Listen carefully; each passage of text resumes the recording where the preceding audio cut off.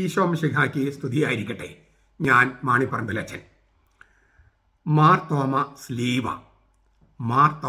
സ്ലീവ സുറിയാനി കൽദായ കത്തോലിക്ക സഭ എന്ന സീറോ മലബാർ സഭയിൽ 16-ാം നൂറ്റാണ്ട് വരെ ഉപയോഗിച്ചിരുന്നത് മാർ തോമസ് ലീവയാണെന്നതിന് തെളിവുണ്ടോ?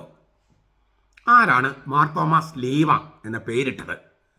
മാർ തോമസ് ലീവ ഉപയോഗിക്കണം എന്നത് സംബന്ധിച്ച് ഔദ്യോഗിക തീരുമാനമുണ്ടോ? മാർത്തോമ നസ്രാണികളുടെ പാരമ്പര്യമായ മാർ തോമസ് ലീവായ്ക്ക് മാനിക്കേയിസം എന്ന പാഷാണ്ഡതയുമായി ബന്ധമുണ്ടോ? മാർ തോമസ് ലീവായെ ക്ലാവർ കുരിശെന്ന് എറണാകുളം അങ്കമാലി അതിരൂപതയിലെ വിമത വൈദികരും അൽമായ മുന്നേറ്റ ഗുണ്ടകളും ആക്ഷേപിക്കുന്നതും പരിഹസിക്കുന്നതും എന്തുകൊണ്ട്? പലപ്പോഴും ഉന്നയിക്കപ്പെടുന്ന ചോദ്യങ്ങളാണിവ, അല്ലെങ്കിൽ ചോദ്യങ്ങളിൽ ചിലതാണിത്. മറ്റൊരു വീഡിയോയിൽ ഇതിൻ്റെ ഈ വിഷയം ഞാൻ കൈകാര്യം ചെയ്തിട്ടുണ്ട്. അത് നാളെ ഡിസംബർ 18-ാം തീയതി ഈ മൈലാപ്പൂരിലെ അത്ഭുത സ്ലീവായുടെ തിരുനാളിൻ്റെ അന്ന് ഞാൻ പുനഃപ്രക്ഷേപണം ചെയ്യുന്നുണ്ട്. ഇന്ന് 17-ാം തീയതി ഡിസംബർ 17-ാം തീയതി ഞാൻ ഈ മാർ തോമസ് ലീവായെക്കുറിച്ച് ഈ പറഞ്ഞ ചോദ്യങ്ങൾക്കുള്ള ഉത്തരമെല്ലാം കുറച്ചുകൂടി സമഗ്രമായ തരത്തിൽ അവതരിപ്പിക്കാൻ ആഗ്രഹിക്കുന്നു. നിങ്ങളിത് സാമാന്യം നീണ്ട ഒരു വീഡിയോ ആണ്. നിങ്ങളിത് കാണണം, കേൾക്കണം. നിങ്ങൾക്ക് ബോധ്യമുണ്ടെങ്കിൽ ഇത് പരമാവധി പ്രചരിപ്പിക്കണം. അതൊരു സുവിശേഷ പ്രഘോഷണമാണ്. എല്ലാ ക്രിസ്ത്യാനികൾക്കും പറഞ്ഞിട്ടുള്ള ദൗത്യം സുവിശേഷ പ്രഘോഷണം മാത്രമല്ല, തോമസ് ലീഹായോടുള്ള അന്ധമായ എതിർപ്പും മാർ തോമസ് ലീവായോടുള്ള ഈ അറപ്പും വെറുപ്പുമെല്ലാം മാറിക്കിട്ടുന്നതിനും ഈ വീഡിയോ വലിയ ഒരളവിൽ വരെ സഹായിക്കുമെന്ന കാര്യത്തിൽ സംശയമില്ല. അതിനാൽ ഇന്ന് 17-ാം തീയതി ഈ മൈലാപ്പൂർ അത്ഭുത കുരിശിൻ്റെ തിരുനാളിന് ഒരുക്കമായിട്ടുള്ള ഏറ്റവും നല്ല ആധ്യാത്മിക പ്രവൃത്തി ഈ വീഡിയോ പ്രചരിപ്പിക്കുക എന്നായിരിക്കണം. അത് മാർ തോമസ് ലീവായെ സംബന്ധിച്ചുള്ള അറിവുണ്ടാകുന്നതിനും അതിനെ സ്നേഹിക്കുന്നതിനും മാർ തോമസ് ലീഹായെക്കുറിച്ചുള്ള നമ്മുടെ സങ്കല്പങ്ങൾ, അതായത് സ്ലീഹ നമുക്ക് ഭാരതത്തിൽ ചെയ്തത് എന്ത്, ഇന്ത്യയിൽ ചെയ്തത് എന്ത് എന്നതിനെക്കുറിച്ചുള്ള ഒരു കുറച്ചുകൂടെ ഉൾക്കാഴ്ചയുള്ള ഒരു വീക്ഷണം കിട്ടുന്നതിനും സഹായിക്കുമെന്ന് ഞാൻ പ്രത്യാശിക്കുന്നു. 2014 ഒക്ടോബർ 22-ാം തീയതി ദ ടൈംസ് ഓഫ് ഇന്ത്യ പത്രത്തിൽ, ഇന്ത്യയിലെ ഏറ്റവും സർക്കുലേഷനുള്ള പത്രങ്ങളൊന്നാണല്ലോ ദ ടൈംസ് ഓഫ് ഇന്ത്യ, അതിനകത്തൊരു വാർത്തയുണ്ടായിരുന്നു. A cross to pay homage to എന്നാണ് ആ ആർട്ടിക്കിളിൻ്റെ പേര്. ദ ടൈംസ് ഓഫ് ഇന്ത്യയിലാണ് 2014 ഒക്ടോബർ 22. നാം പ്രണമിക്കേണ്ട കുരിശ്, അതാണ് തലവാചകം. ദ ടൈംസ് ഓഫ് ഇന്ത്യയിൽ വന്ന ഒരു ലേഖനം. ഗോവയിലെ അഗസായം എന്ന സ്ഥലത്ത് കാണുന്ന സ്ലീവായെക്കുറിച്ചുള്ള വാർത്തയാണത്. 2.5 അടി ഉയരം, 1 അടി വീതി, 6 ഇഞ്ച് ഘനം, താമരപീഠത്തിലാണ് കുരിശ് സ്ഥാപിച്ചിരിക്കുന്നത്. കുരിശിന്മേൽ പരിശുദ്ധ റൂഹ പറന്നിറങ്ങുന്നതായും കാണാം. പേർഷ്യൻ പാഹ്ലവി ലിപിയിലാണ് അക്ഷരങ്ങൾ കൊത്തിയിരിക്കുന്നത്. ഗോവ സർവകലാശാലയിലെ റീഡറായിരുന്ന പിയൂസ് മേലക്കണ്ടത്തിൽ പാഹ്ലവി ലിപിയിൽ നൈപുണ്യമുള്ള കൽക്കട്ടയിലെ രൺബീർ ചക്രവർത്തിയെ സമീപിച്ചു ഈ എഴുത്തും കുരിശും ഏത് കാലയളവിലാണ് എന്ന് നിശ്ചയിക്കാൻ. അങ്ങനെ അത് നിശ്ചയിക്കപ്പെട്ടു. ഈ എഴുത്ത്, പാഹ്ലവി ലിപിയിലുള്ള എഴുത്തും ആ സ്ലീവായും 6-ാം നൂറ്റാണ്ടിലേതാണെന്ന് വ്യക്തമായി. 6-ാം നൂറ്റാണ്ടിലേത്, ക്രിസ്തുവർഷം 6-ാം നൂറ്റാണ്ടിലേത്. വിദേശ മിഷണറിമാർ, പോർച്ചുഗീസ് മിഷണറിമാർ ഇന്ത്യയിൽ വരുന്നതിനും 10 നൂറ്റാണ്ടുകൾക്ക് മുമ്പ്, 1000 വർഷങ്ങൾക്ക് മുൻപ്. ശ്രീലങ്കയിലെ അനുരാധപുരത്ത് കാണുന്ന മാർ തോമസ് ലീവായുടെ കുരിശിനോട് സദൃശമാണ് ഈ സ്ലീവ. കോട്ടയം, മുട്ടുചിറ, കടമറ്റം, ആലങ്ങാട്, മൈലാപ്പൂർ എന്നിവിടങ്ങളിൽ കാണുന്ന സ്ലീവ തന്നെ.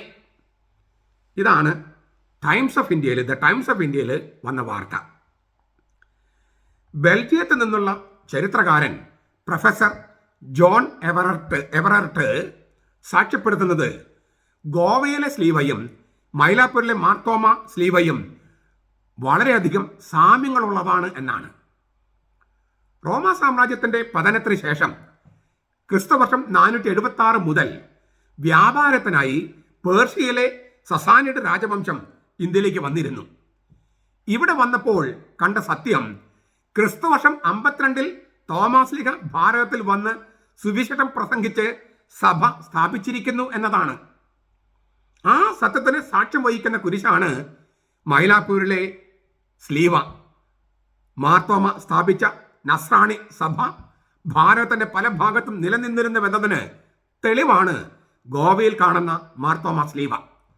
അതിലെ പാഹ്ലവി സുറിയാനി അക്ഷരങ്ങൾ മായ്ച്ചു കളഞ്ഞ് പോർച്ചുഗീസ് ആക്കാനുള്ള ശ്രമം 1642 നടത്തിയിട്ടുണ്ട്. എങ്കിലും വിജയിച്ചില്ല. മാർത്തോമ സ്ലീഹ ഇന്ത്യയിൽ വന്നിട്ടില്ലെന്ന് യുക്തിവാദിയായ ഇടമറക് ആണ് ആദ്യം പറഞ്ഞത്. അത് ഏറ്റുപിടിച്ചവരാണ് എറണാകുളം അങ്കമാലി അതിരൂപതയിലെ വിമത വൈദികര്, അൽമായ മുന്നേറ്റ ഗുണ്ടകൾ.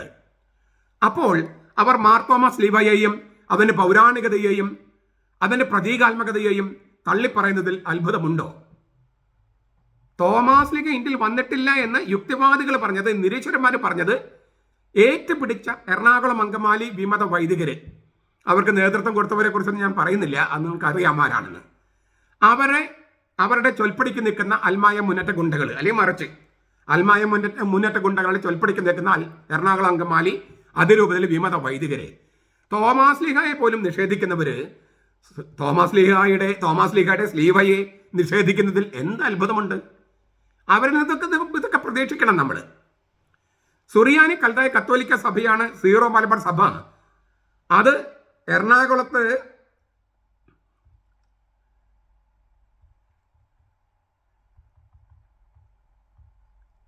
എറണാകുളത്ത് നിന്നുള്ള രേഖകളിൽ തന്നെയുണ്ട്.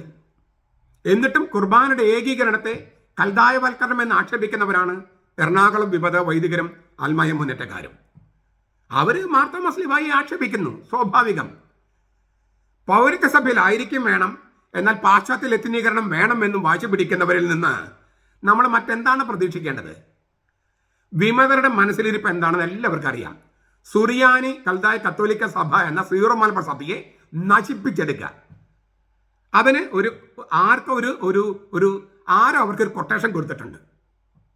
കൊട്ടേഷൻ ആളുകൾ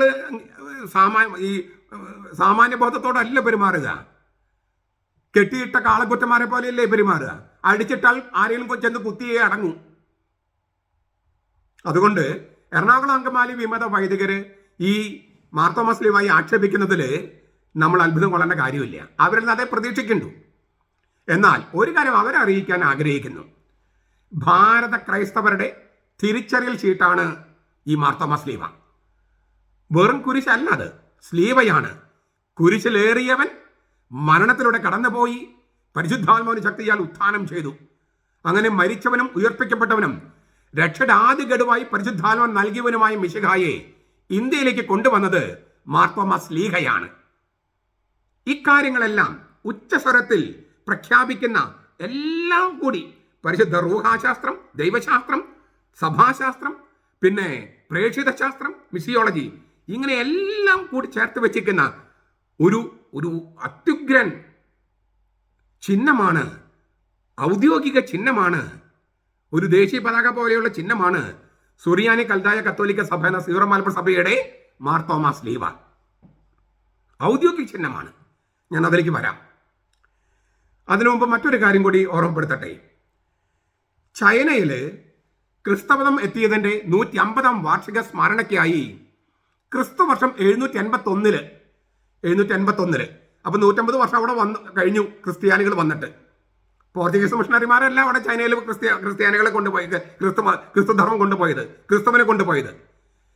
ക്രിസ്തുവർഷം 781 ചൈനയിൽ ക്രിസ്തുവർഷം എത്തിയതിൻ്റെ 150-ാം വാർഷികം ആഘോഷിച്ചു. ആ ആഘോഷവുമായി ബന്ധപ്പെട്ട് ഒരു കല്ല് സ്ഥാപിച്ചു. സിയാൻ സ്റ്റെലെ സ്റ്റോൺ എന്നാണ് അത് അറിയപ്പെടുന്നത്. Sian stele stone, Sian SIAN, stele STELE, stone STONE. The Nestorian stele എന്നും ദ നെസ്റ്റോറിയൻ സ്റ്റോൺ എന്നും അതിനെ വിശേഷിപ്പിക്കാറുണ്ട്. Nestorian stele, the Nestorian stone, Nestorian കല്ല്, നെസ്റ്റോറിയൻ ശീല എന്നും അതിന് വിശേഷിപ്പിക്കാറുണ്ട്. 279 സെന്റിമീറ്റർ ഉയരമുള്ള ഒരു കല്ലാണിത്. ചൈനീസ് ഭാഷയിലും സുറിയാനി കൽതായ ഭാഷയിലും അതിൽ രേഖപ്പെടുത്തിയിരിക്കുന്നത് ചൈനയിൽ വിവിധ പട്ടണങ്ങളിലുള്ള ക്രൈസ്തവ സാന്നിധ്യത്തെക്കുറിച്ചാണ്. 6-ാം ശതകത്തിൽ അവിടെ എത്തിയ മാർത്തോമ നസ്രാണികളാണ് ചൈനയിൽ ആദ്യം സുവിശേഷം പ്രഘോഷിച്ചത്.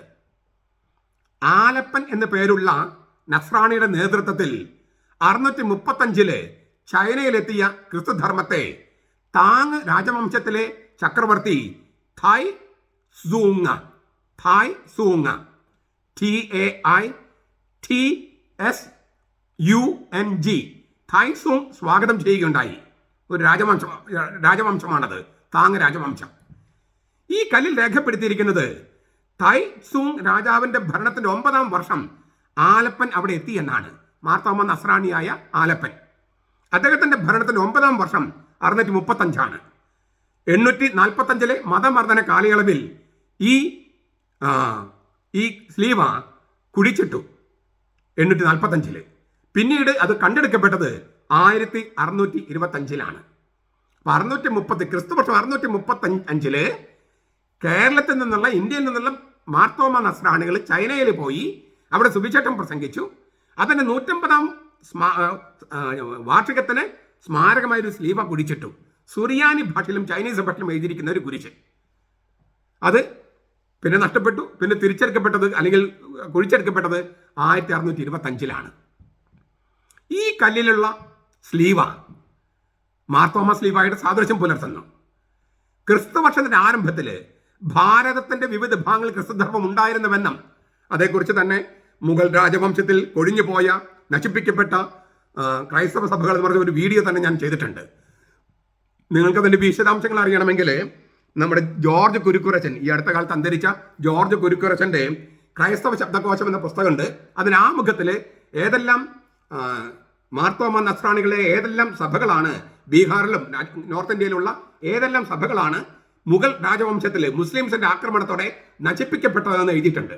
ഇതേക്കുറിച്ച് ഒരു വീഡിയോ ഞാൻ ചെയ്തിട്ടുണ്ട് താനും. അവർക്ക് ഈ മാർത്തോമ നസ്രാണികൾക്ക് തനതായ ദൈവശാസ്ത്രവും ക്രിസ്തുശാസ്ത്രവും റൂഹാശാസ്ത്രവും സഭാശാസ്ത്രവും ഉണ്ടായിരുന്നു.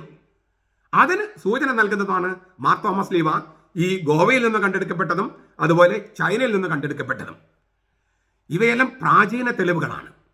അതിനാൽ ഇനിയെങ്കിലും മാർത്തോമ സ്ലീഹ ഭാരതത്തിൽ എത്തിയിട്ടില്ലെന്നും സഭ സ്ഥാപിച്ചില്ലെന്നും സഭാവിരുദ്ധരായ യുക്തിവാദികളും നിരീശ്വരന്മാരും പ്രചരിപ്പിക്കുന്നത് എറണാകുളം അങ്കമാലി അതിരൂപതയിലെ വിമത വൈദികരെ ഏറ്റുപിടിക്കാതിരിക്കട്ടെ.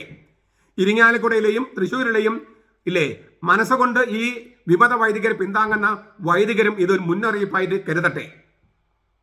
സീറോ മലബാർ സഭയിലെ അംഗങ്ങളിൽ ചിലർ മാർത്തോമ സ്ലീവയോട് കാണിക്കുന്ന അറപ്പും വെറുപ്പും അവസാനിപ്പിക്കട്ടെ. നമുക്ക് ഒരു ചോദ്യത്തിലേക്ക് വരാം. മാർത്തോമ സ്ലീവ ആരാണ് ഈ പേരിട്ടത്? മാർത്തോമ സ്ലീവ. ഇതുവരെയുള്ള നമ്മുടെ തെളിവനുസരിച്ച് 16-ാം ശതകത്തിൽ ജീവിച്ചിരുന്ന അന്റോണിയോ ഗുവേയ ആണ്.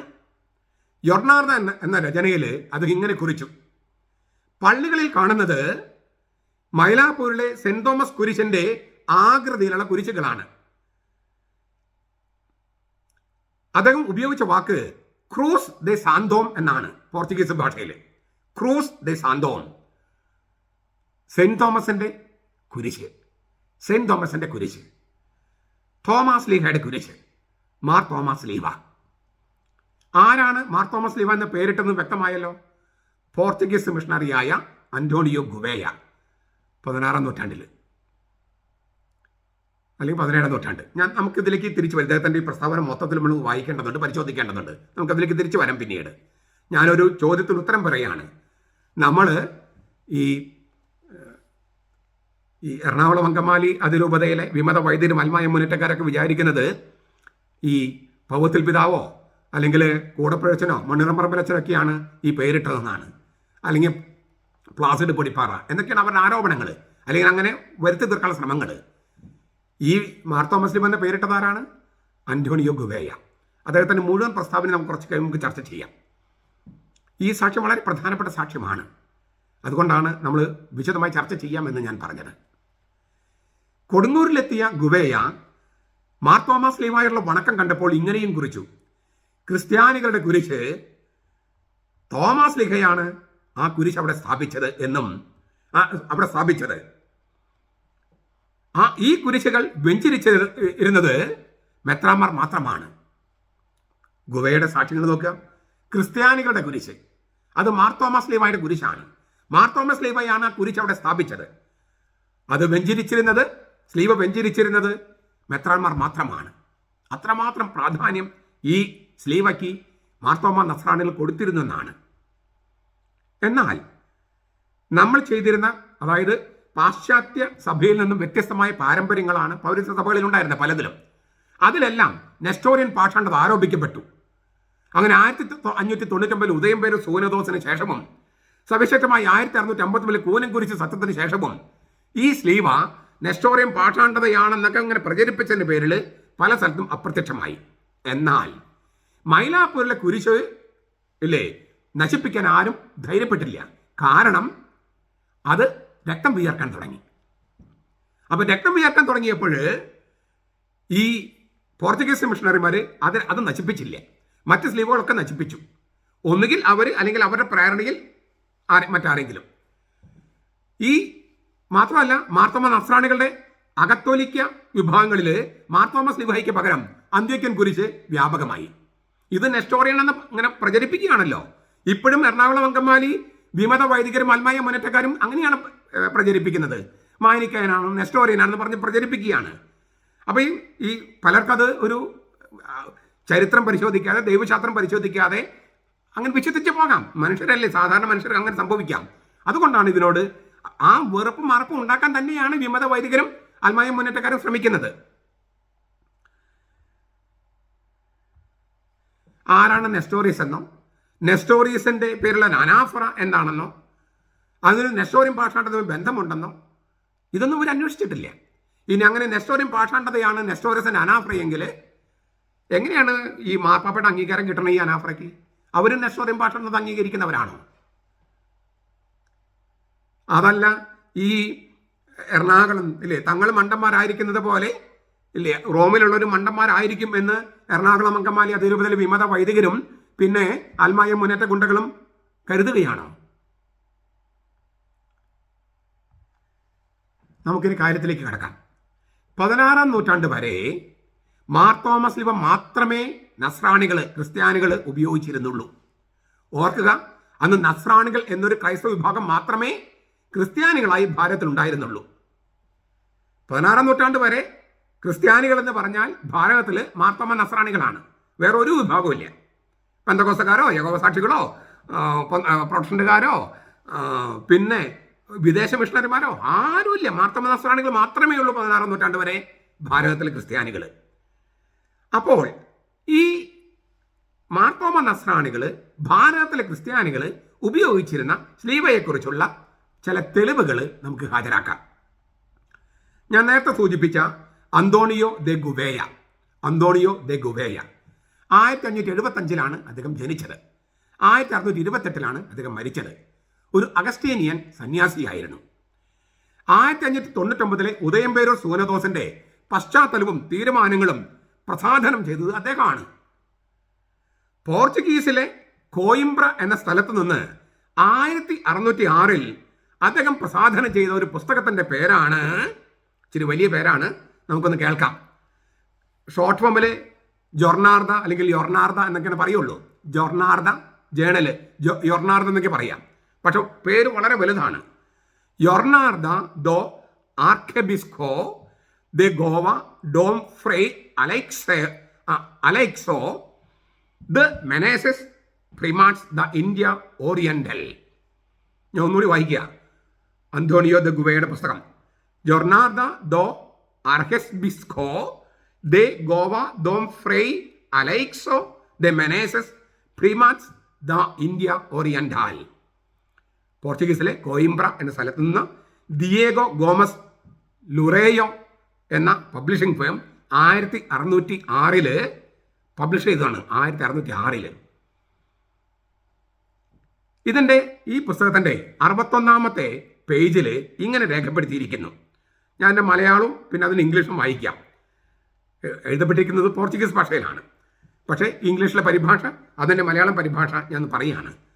പഴയ പള്ളികളെല്ലാം 1606 സാക്ഷ്യമാണ്. 1606 അതും പോർച്ചുഗീസിൽ നിന്നുള്ള ഒരു അഗസ്റ്റേനിയൻ സന്യാസിയുടെ വിദേശ മിഷണറിയുടെ സാക്ഷ്യം, അതോ രേഖപ്പെടുത്തപ്പെട്ട സാക്ഷ്യം?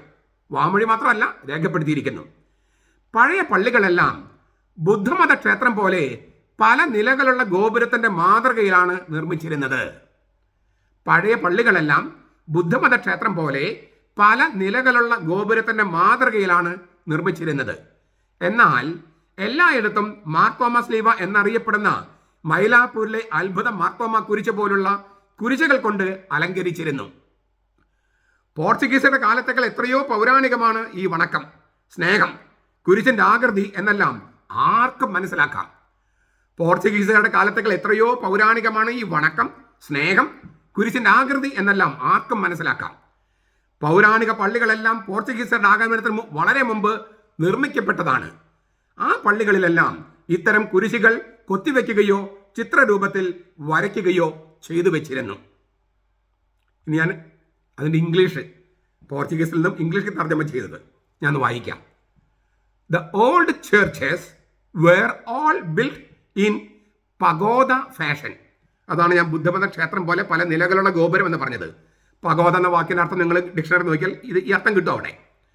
The old churches were all build in pagoda fashion, but all full of crosses like those of St. Thomas Miracle Cross Mylapore, which is called St. Thomas Cross. ഞാൻ ഒന്നുകൂടി വായിക്കാം. The old churches were all built in pagoda fashion, but all full of crosses like those of St. Thomas Miracle Mylapore, which is called St. Thomas Cross. Hence, one can see how much older than Portuguese times is the veneration, love and shape of this cross. For the ancient Christian churches built long before the coming Portuguese were all ornamented, with them both painted and graven. Antonio do Gouveia, Jornada do Arcebispo de Goa dom Frei Aleixo de Meneses Primas da India Oriental. നിങ്ങളിതൊന്ന് പല പ്രാവശ്യം കേൾക്കണം കേട്ടോ. 1606 ഒരു Portuguese missionary എഴുതിയിരിക്കുകയാണ്, Portuguese മിഷണറിമാർ ഇവിടെ വരുന്നതിന് എത്രയോ പ്രാചീനമായിട്ട് പൗരാണികമായിട്ട് ഇവിടെ പള്ളികളുണ്ടായിരുന്നു, മാർത്തോമ സ്ലീവ ഉണ്ടായിരുന്നു, അത് കൊത്തിവെക്കുകയോ പെയിന്റ് ചെയ്യുകയോ ചെയ്തിരുന്നു, അതിനോട് വണക്കമുണ്ടായിരുന്നു, സ്നേഹമുണ്ടായിരുന്നു. അതിൻ്റെ ആകൃതി മൈലാപ്പൂരിലെ അത്ഭുത കുരിശിൻ്റെ ആകൃതിയിലാണ്. ഇതാരാ പറയുന്നത്? ഒരു വിദേശ മിഷണറി രേഖപ്പെടുത്തിയിരിക്കുകയാണ്, പോർച്ചുഗീസ് മിഷണറി. എന്തൊരു പ്രധാനപ്പെട്ട സാക്ഷ്യമാണിത്. ഇനി ഞാൻ മറ്റൊരു സാക്ഷ്യം പറയാം. അപ്പോൾ ഇത് 16ാം നൂറ്റാണ്ട് വരെ തോമാസ് ലീഹ മാത്രമേ ഉപയോഗിച്ചിരുന്നുള്ളൂ എന്നതിനൊരു വ്യക്തമായ രേഖയല്ലേ ഇത്? അത് പൗത്തിൽ പിതാവും ആലഞ്ചേരി പിതാവും പ്ലാസിഡ് പൊടിപ്പാറയും മണ്ണൂരാം പറമ്പലച്ചനും കൂടപ്പഴച്ചനുമാണ് ഉണ്ടാക്കുന്നത് എന്നൊക്കെ പറഞ്ഞാൽ എന്തെന്നാ അതിന് ഉത്തരം പറയുക? ക്രിസ്തുവർഷം 1745 പ്രസാധനം ചെയ്ത മലബാറിലെ സഭയുടെ ചരിത്രം എന്ന പുസ്തകത്തിൽ ജെ റൗളിൻ ഇങ്ങനെ സാക്ഷ്യപ്പെടുത്തുന്നു: 16ാം നൂറ്റാണ്ട് വരെ മാർത്തോമ നസ്രാണികളുടെ ദേവാലയങ്ങളിൽ സ്ലീവ ഒഴിച്ച് മറ്റു രൂപങ്ങളോ പ്രതിമകളോ ഉണ്ടായിരുന്നില്ല. ഞാൻ ഒന്നുകൂടി വായിക്കുക. 1745 പ്രസാധനം ചെയ്ത മലബാറിലെ സഭയുടെ ചരിത്രം, ആ പുസ്തകത്തിൽ ജെ റൗളിൻ എഴുതുകയാണ്, 16ാം നൂറ്റാണ്ട് വരെ മാർത്തോമ നസ്രാണികളുടെ ദേവാലയങ്ങളിൽ സ്ലീവ ഒഴിച്ച് മറ്റു രൂപങ്ങളോ പ്രതിമകളോ ഉണ്ടായിരുന്നില്ല.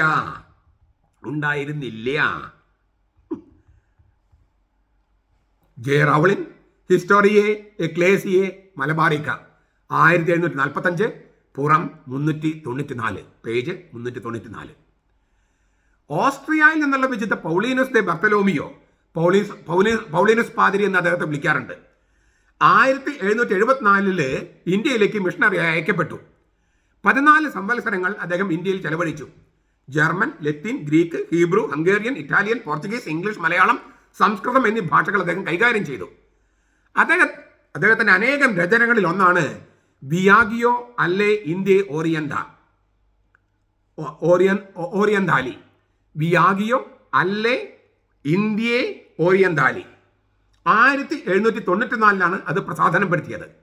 അതിലിങ്ങനെ രേഖപ്പെടുത്തിയിരിക്കുന്നു: അവരുടെ മാർത്തോമ നസ്രാണികളുടെ പള്ളികളുടെ മുമ്പിലും സമ്മേളന സ്ഥലങ്ങളുടെ നടുവിലും പൊതുസ്ഥലങ്ങളിലും തിരക്കുള്ള വഴികളിലും തടികൊണ്ടോ കരിങ്കല്ലുകൊണ്ടോ ഉള്ള വലിയ സ്ലീവകൾ സ്ഥാപിക്കപ്പെട്ടിരിക്കുന്നു.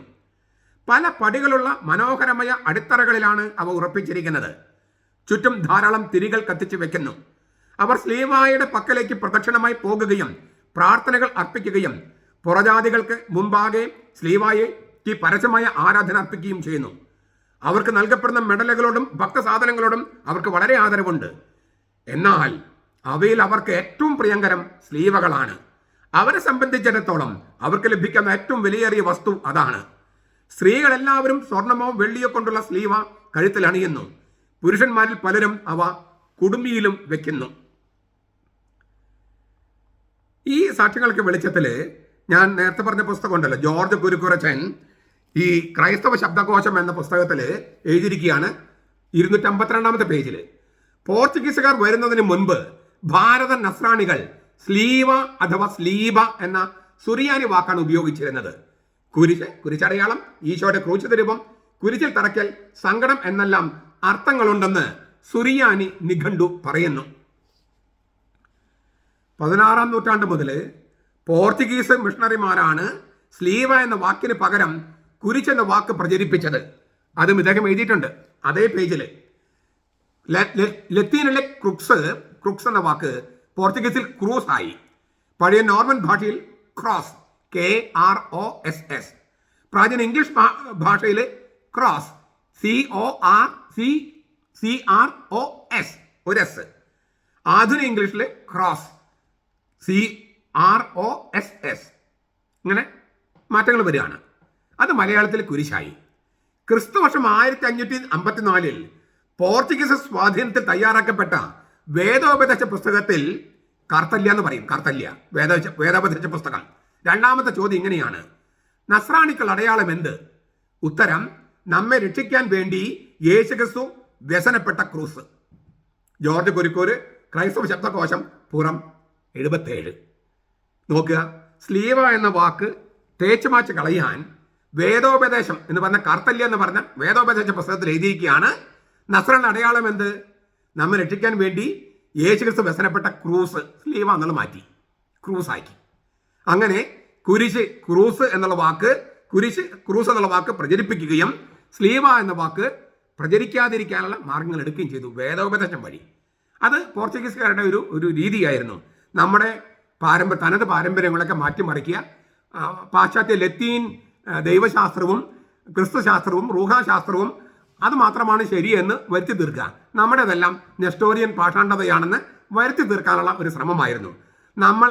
അവരാണ് നമ്മളെ കത്തോലിക്കരാക്കിയതെന്ന് പ്രചരിപ്പിക്കാനുള്ള ഒരു തന്ത്രമായിരുന്നു. ഇപ്പോഴും ലത്തീൻ സഭയിൽ പലരും അത് ചെയ്യുന്നുണ്ട്. അത് ചരിത്രത്തോടും സഭയോടും ചെയ്യുന്ന വലിയ അവഹേളനവും ആക്ഷേപവുമാണ്. അവർ തിരുത്തുമെന്ന് പ്രത്യാശിക്കാം. സ്കീപ്പ എന്നൊരു വാക്കും ഇന്ത്യയിലെ നസ്രാണികൾ ഉപയോഗിച്ചിരുന്നു. അതിന് കാരണമുണ്ട്. സ്റ്റൗറോസ് എന്നാണ് ഗ്രീക്കിൽ വാക്ക്. സ്റ്റൗറോസ് അത് ഈ തൂണ് പോലെ കുത്തി നിർത്തിയ തടി എന്നാണ് അതിൻ്റെ ആക്ഷരികം. കുരിശ് എന്നതിന് പകരം മരം, സ്ലീവ മരം, സ്കീപ്പ മരം എന്നെല്ലാം സുറിയാനി കത്തോലിക്കർ പറഞ്ഞിരുന്നു. സ്റ്റൗറോസ് സ്കീപ്പയായി, സ്ലീബയായി, പിന്നെ സ്ലീവയായി. അങ്ങനെയാണ് അതിൻ്റെ ആ ഒരു എവല്യൂഷൻ. ഇതിന് കുരിശെന്നും തടി, മരം, കുരിശിൽ തറയ്ക്കപ്പെട്ടവൻ, ക്രൂശിതനെന്നും അർത്ഥമുണ്ട് ഈ വാക്കുകൾക്ക്. മൈലാപ്പൂരിലെ പെരിയ മലയിലുള്ള സെന്റ് തോമസ് മൗണ്ട് മാർത്തോമ സ്ലീവ കല്ലിൽ കൊത്തിയതാണ്. അത് 6-ാം നൂറ്റാണ്ടിലേതാണെന്ന് നമ്മൾ കണ്ടു കഴിഞ്ഞു. കോട്ടയം വലിയ പള്ളിയിൽ ഇരിക്കുന്ന സ്ലീവ 7-ാം നൂറ്റാണ്ടിലേതാണ്, മാർത്തോമ സ്ലീവ. മൈലാപ്പൂരിലെ സ്ലീവ കണ്ടെടുക്കപ്പെട്ടത് 16-ാം നൂറ്റാണ്ടിലാണ്, 1547. ആദ്യകാലത്ത് ഈ സ്ലീവയുടെ മഹത്വം മനസ്സിലാക്കാനോ അംഗീകരിക്കാനോ പോർച്ചുഗീസ് മിഷണറിമാർ മനസ്സിരുത്തിയില്ല. ഇത് നെസ്റ്റോറിയൻ പാഷാണ്ഡതയാണെന്ന് വരുത്തി തീർക്കാനാണ് ശ്രമിച്ചത്. എന്നാൽ 1565 ഡിസംബർ 18-ാം തീയതി സ്ലീവ രക്തം വിയർത്തത് മുതൽ പോർച്ചുഗീസുകാർ ഈ സ്ലീവയെ അംഗീകരിക്കാൻ തുടങ്ങി. അവർ മൈലാപ്പൂരിലെ സ്ലീവയെ അത്ഭുത സ്ലീവ എന്നാണ് വിളിച്ചത്. വാസ്തവത്തിൽ ഞാൻ വിചാരിക്കുന്നത് പോർച്ചുഗീസ് മിഷണറിമാരെ മാനസാന്തരപ്പെടുത്താൻ വേണ്ടിയായിരിക്കണം അത്ഭുതകരമായി ഈ മാർത്തോമ സ്ലീവ രക്തം വിയർത്തത്. ഞാൻ അങ്ങനെ വിചാരിക്കുന്നത്. അതല്ല എന്നെങ്കിൽ ആ സ്ലീവയും നശിപ്പിക്കപ്പെട്ടേനെ. മറ്റ് കെട്ടിടങ്ങളിൽ നിന്ന് പള്ളിയെ വേർതിരിച്ച് നിർത്തിയിരുന്നത് പള്ളികളുടെ മുകളിൽ സ്ഥാപിക്കപ്പെട്ടിരുന്ന മാർത്തോമാ സ്ലീവയാണ്. തിരുനാൾ പ്രദക്ഷിണങ്ങളിലും മതസംസ്കാര യാത്രകളിലും സ്വർണവും വെള്ളിയും കൊണ്ടുള്ള സ്ലീവയാണ് വഹിക്കുന്നത്. ക്രിസ്തുവിന്റെ ശരീരം തൂങ്ങിക്കിടക്കുന്ന കുരിശല്ല, ഉത്ഥാനം ചെയ്ത മിശിഹായെ സൂചിപ്പിക്കുന്ന സ്ലീവയാണ് വഹിക്കുന്നത്. എറണാകുളം അങ്കമാലി അതിരൂപതയിൽ തിരുനാൾ പ്രദക്ഷിണമില്ലേ? അവിടെ പൊൻകുരിശും വെള്ളിക്കുരിശും വഹിക്കാറില്ലേ? അതിൽ തൂങ്ങപ്പെട്ട രൂപമുണ്ടോ? മാർത്തോമാ സ്ലീവായുടെ ഒരു രൂപമല്ലേ ഉള്ളത്? അങ്ങനെ ഇല്ലേ? നിങ്ങൾ ഈ ക്ലാവർ കുരിശെന്നൊക്കെ പറയുന്ന സംഗതിയല്ലേ ഈ പൊൻകുരിശിന്റെ അറ്റത്ത് കാണുന്നത്? വെള്ളിക്കുരിശിന്റെ എറണാകുളം അങ്കമാലി അതിരൂപതയിൽ പൊൻകുരിശും വെള്ളിക്കുരിശും അങ്ങനെയല്ലേ? അല്ലേ? സ്ലീവ കുരിശിൽ പോലും ഈ നിങ്ങൾ പറയുന്ന കളിയാക്കുന്ന ക്ലാവർ കുരിശിന്റെ രൂപം ഇല്ലേ? അതൊക്കെ ഇപ്പോൾ എടുത്തു കളഞ്ഞെന്നൊക്കെ അറിയില്ല കേട്ടോ. കുറെ നാളായി എറണാകുളത്ത് ഞാൻ സംഗതികളൊന്നും കണ്ടിട്ടില്ല. പ്രദക്ഷിണമായി കൊണ്ടുവന്ന് ബലിപീഠത്തിൽ സ്ഥാപിക്കുന്നതും മാർത്തോമാ സ്ലീവയല്ലേ? പള്ളിയുടെ മുമ്പിൽ വലിയ കരിങ്കൽ സ്ലീവകൾ, കൽസ്ലീവ സ്ഥാപിച്ചിരുന്നു. അവയെ കുരിശടി എന്നാണ് വിളിക്കുന്നത്. തിരുനാൾ പ്രദക്ഷിണത്തിൽ ഈ സ്ലീവയെ ചുറ്റുകയും ധൂപം, മണിയടി, വെടി, പടക്കം, വാദ്യമേളം എന്നിവ അകമ്പടി സേവിക്കുകയും ചെയ്യുന്നില്ലേ? മറ്റ് പൗരസഭകൾ ഉൾപ്പെടെ ലോകത്തെ മറ്റൊരു സഭയിലും ഇങ്ങനെ ഒരു ആചാരമില്ല. ഇത് നമ്മുടെ സുറിയാനി കൽതായ കത്തോലിക്ക സഭ എന്ന സീറോ മലബാർ സഭയുടെ താനത് പാരമ്പര്യമാണ്, താനത് സഭാ പാരമ്പര്യമാണ്. എന്തുമാത്രം ഉയർത്തിപ്പിടിക്കണം അത്. നമ്മുടെ തിരിച്ചറിയൽ ചീട്ടാണ് മാർത്തോമാ സ്ലീവ. നാം ഊറ്റം കൊള്ളേണ്ടതായ പാരമ്പര്യമാണിത്. തങ്ങളുടേതിൽ നിന്ന് വ്യത്യസ്തമായതെല്ലാം പാഷാണ്ഡതയാണ് തെറ്റിദ്ധരിച്ച പാശ്ചാത്യ മിഷണറിമാരുടെ വഴിയെ എറണാകുളം അങ്കമാലി അതിരൂപതയിലെ വിമതരും അൽമായ മുന്നേറ്റ ഗുണ്ടകളും ഇനിയും സഞ്ചരിക്കരുത്. അയൽപ്പക്കത്തെ നല്ല സ്ത്രീയെ കാണുമ്പോൾ സ്വന്തം അമ്മയുടെ സൗന്ദര്യം മറക്കുന്ന, സ്വന്തം അമ്മയെ ആക്ഷേപിക്കുന്ന പിതൃശൂന്യരാകരുത് എറണാകുളം അങ്കമാലി അതിരൂപതയിലെ വിമത വൈദികരും അതുപോലെ ഈ അൽമായ മുന്നേറ്റ ഗുണ്ടകളും. പിതൃശൂന്യർ എന്ന് ഞാൻ സംസ്കൃതത്തിൽ പറഞ്ഞതാണ്. മലയാളത്തിൽ പറഞ്ഞാൽ തെറിയാകും, അതുകൊണ്ട് ഞാൻ പറയാത്തെ. പിതൃശൂന്യർ സംസ്കൃതമാണ്. മലയാളം പിതാവ് എന്നതിന് മലയാളം എന്താ? തന്ത എന്നാണ്. തന്തയില്ലാത്തവർ എന്നാണ് ശരിക്കും മലയാളത്തിൽ പറഞ്ഞാൽ. പക്ഷെ ശരിക്കും മലയാളം പറഞ്ഞാൽ അത് തെറിയാകും. അപ്പം അതുകൊണ്ട് ഞാൻ സംസ്കൃതം ഉപയോഗിക്കുകയാണ്, പിതൃശൂന്യർ. മെത്രാന്മാർ കൈകുരിശായി ഉപയോഗിച്ചിരുന്നത് സ്ലീവയാണ്. സ്ലീവ ചുംബനം റാസയിലെ ഒരു പ്രധാന കർമ്മമാണ്. മധുബഹ ഗീതത്തിൽ പാടുന്നത് ഇങ്ങനെയാണ്: സ്ലീവ നമുക്ക് അനുഗ്രഹങ്ങളുടെ ഉറവിടമാകുന്നു, അതുവഴി മർത്യഗണം രക്ഷിക്കപ്പെട്ടിരിക്കുന്നു. ഈ സ്ലീവ ഞങ്ങൾക്ക് ഉറപ്പുള്ള കോട്ടയായിരിക്കട്ടെ, അതുവഴി ഞങ്ങൾ പിശാചിനെയും അവന്റെ കെണികളെയും ജയിക്കുമാറാകട്ടെ. ഒരു കാര്യം ആവർത്തിക്കുകയാണ്. പേർഷ്യൻ സഭയിൽ നിന്ന് നമ്മൾ മെത്രാന്മാരെ സ്വീകരിച്ചിരുന്ന കാലത്തും പേർഷ്യൻ സഭയിൽ പോലും ഉപയോഗിക്കാതിരുന്ന ഒരു സ്ലീവയാണ് മാർത്തോമാ സ്ലീവ. അത് നമ്മൾ ഇവിടെ ഉപയോഗിച്ചു എന്ന് വെച്ചാൽ നമ്മുടെ തനതായ സ്വഭാവ, വ്യക്തിത്വം, സ്വത്വം അത് നമുക്ക് ഉണ്ടായിരുന്നുവെന്നും അതേക്കുറിച്ച് അവബോധമുണ്ടായിരുന്നുവെന്നും അത് ഒരു തരത്തിലും നഷ്ടപ്പെടുത്താൻ നമ്മൾ ആഗ്രഹിച്ചിരുന്നില്ല എന്നുമാണ്. പേർഷ്യൻ സഭയിൽ പോലും ഉപയോഗിക്കാതിരുന്ന മാർത്തോമാ സ്ലീവ, ആ സ്ലീവ നമ്മൾ ഉപയോഗിച്ചു. അവിടുന്ന് മെത്രാന്മാരെ നമ്മൾ സ്വീകരിച്ചിരുന്നു. കാരണം പേർഷ്യൻ സഭയും നമ്മുടെ സഭയും ഒരേ സ്ലീഹയാണ്, മാർത്തോമാ സ്ലീഹയാണ് സ്ഥാപിച്ചത്. അതുകൊണ്ട് നമ്മൾ ഒരേ സഭയായിട്ട് പരിഗണിക്കപ്പെട്ടിരുന്നു. നമുക്കങ്ങനെ വിരോധം ഉണ്ടായിരുന്നില്ല. അതേസമയം ഇവിടുത്തെ ഭരണം നടത്തിയിരുന്നത് ജാതിക്ക് കർത്തവൻ എന്ന് പറഞ്ഞിരുന്ന ആർച്ച് ഡീക്കനാണ്. അപ്പം നമ്മുടെ തനത് സ്വത്വം അതിൽ ഉപയോഗിച്ചു, അതിൽ നമ്മൾ നിലനിർത്തി. അതുപോലെ തനത് പാരമ്പര്യം, സ്വത്വം നിലനിർത്തിയതാണ് മാർത്തോമാ സ്ലീവ ഉപയോഗിച്ചുകൊണ്ട്. ഇത് ചെറിയ കാര്യമല്ല. നമ്മുടെ ഐഡന്റിറ്റി, അതാ ഞാൻ പറഞ്ഞത്, തിരിച്ചറിയൽ ഷീട്ട്, അതാണ് ഈ മാർത്തോമാ സ്ലീവ. സാംസ്കാരിക അനുരൂപവുമായിട്ട് ബന്ധപ്പെട്ട ഒരു കാര്യം പറയാൻ ആഗ്രഹിക്കുകയാണ്. മാർത്തോമാ സ്ലീവയുടെ താഴെയുള്ള താമരപ്പൂവിന് ചിത്രീകരണം ബുദ്ധമത സ്വാധീനത്തിൽ ഉണ്ടായതാണെന്ന് ഫാദർ ആന്റണി നിരയത്ത് തെളിയിച്ചിട്ടുണ്ട്.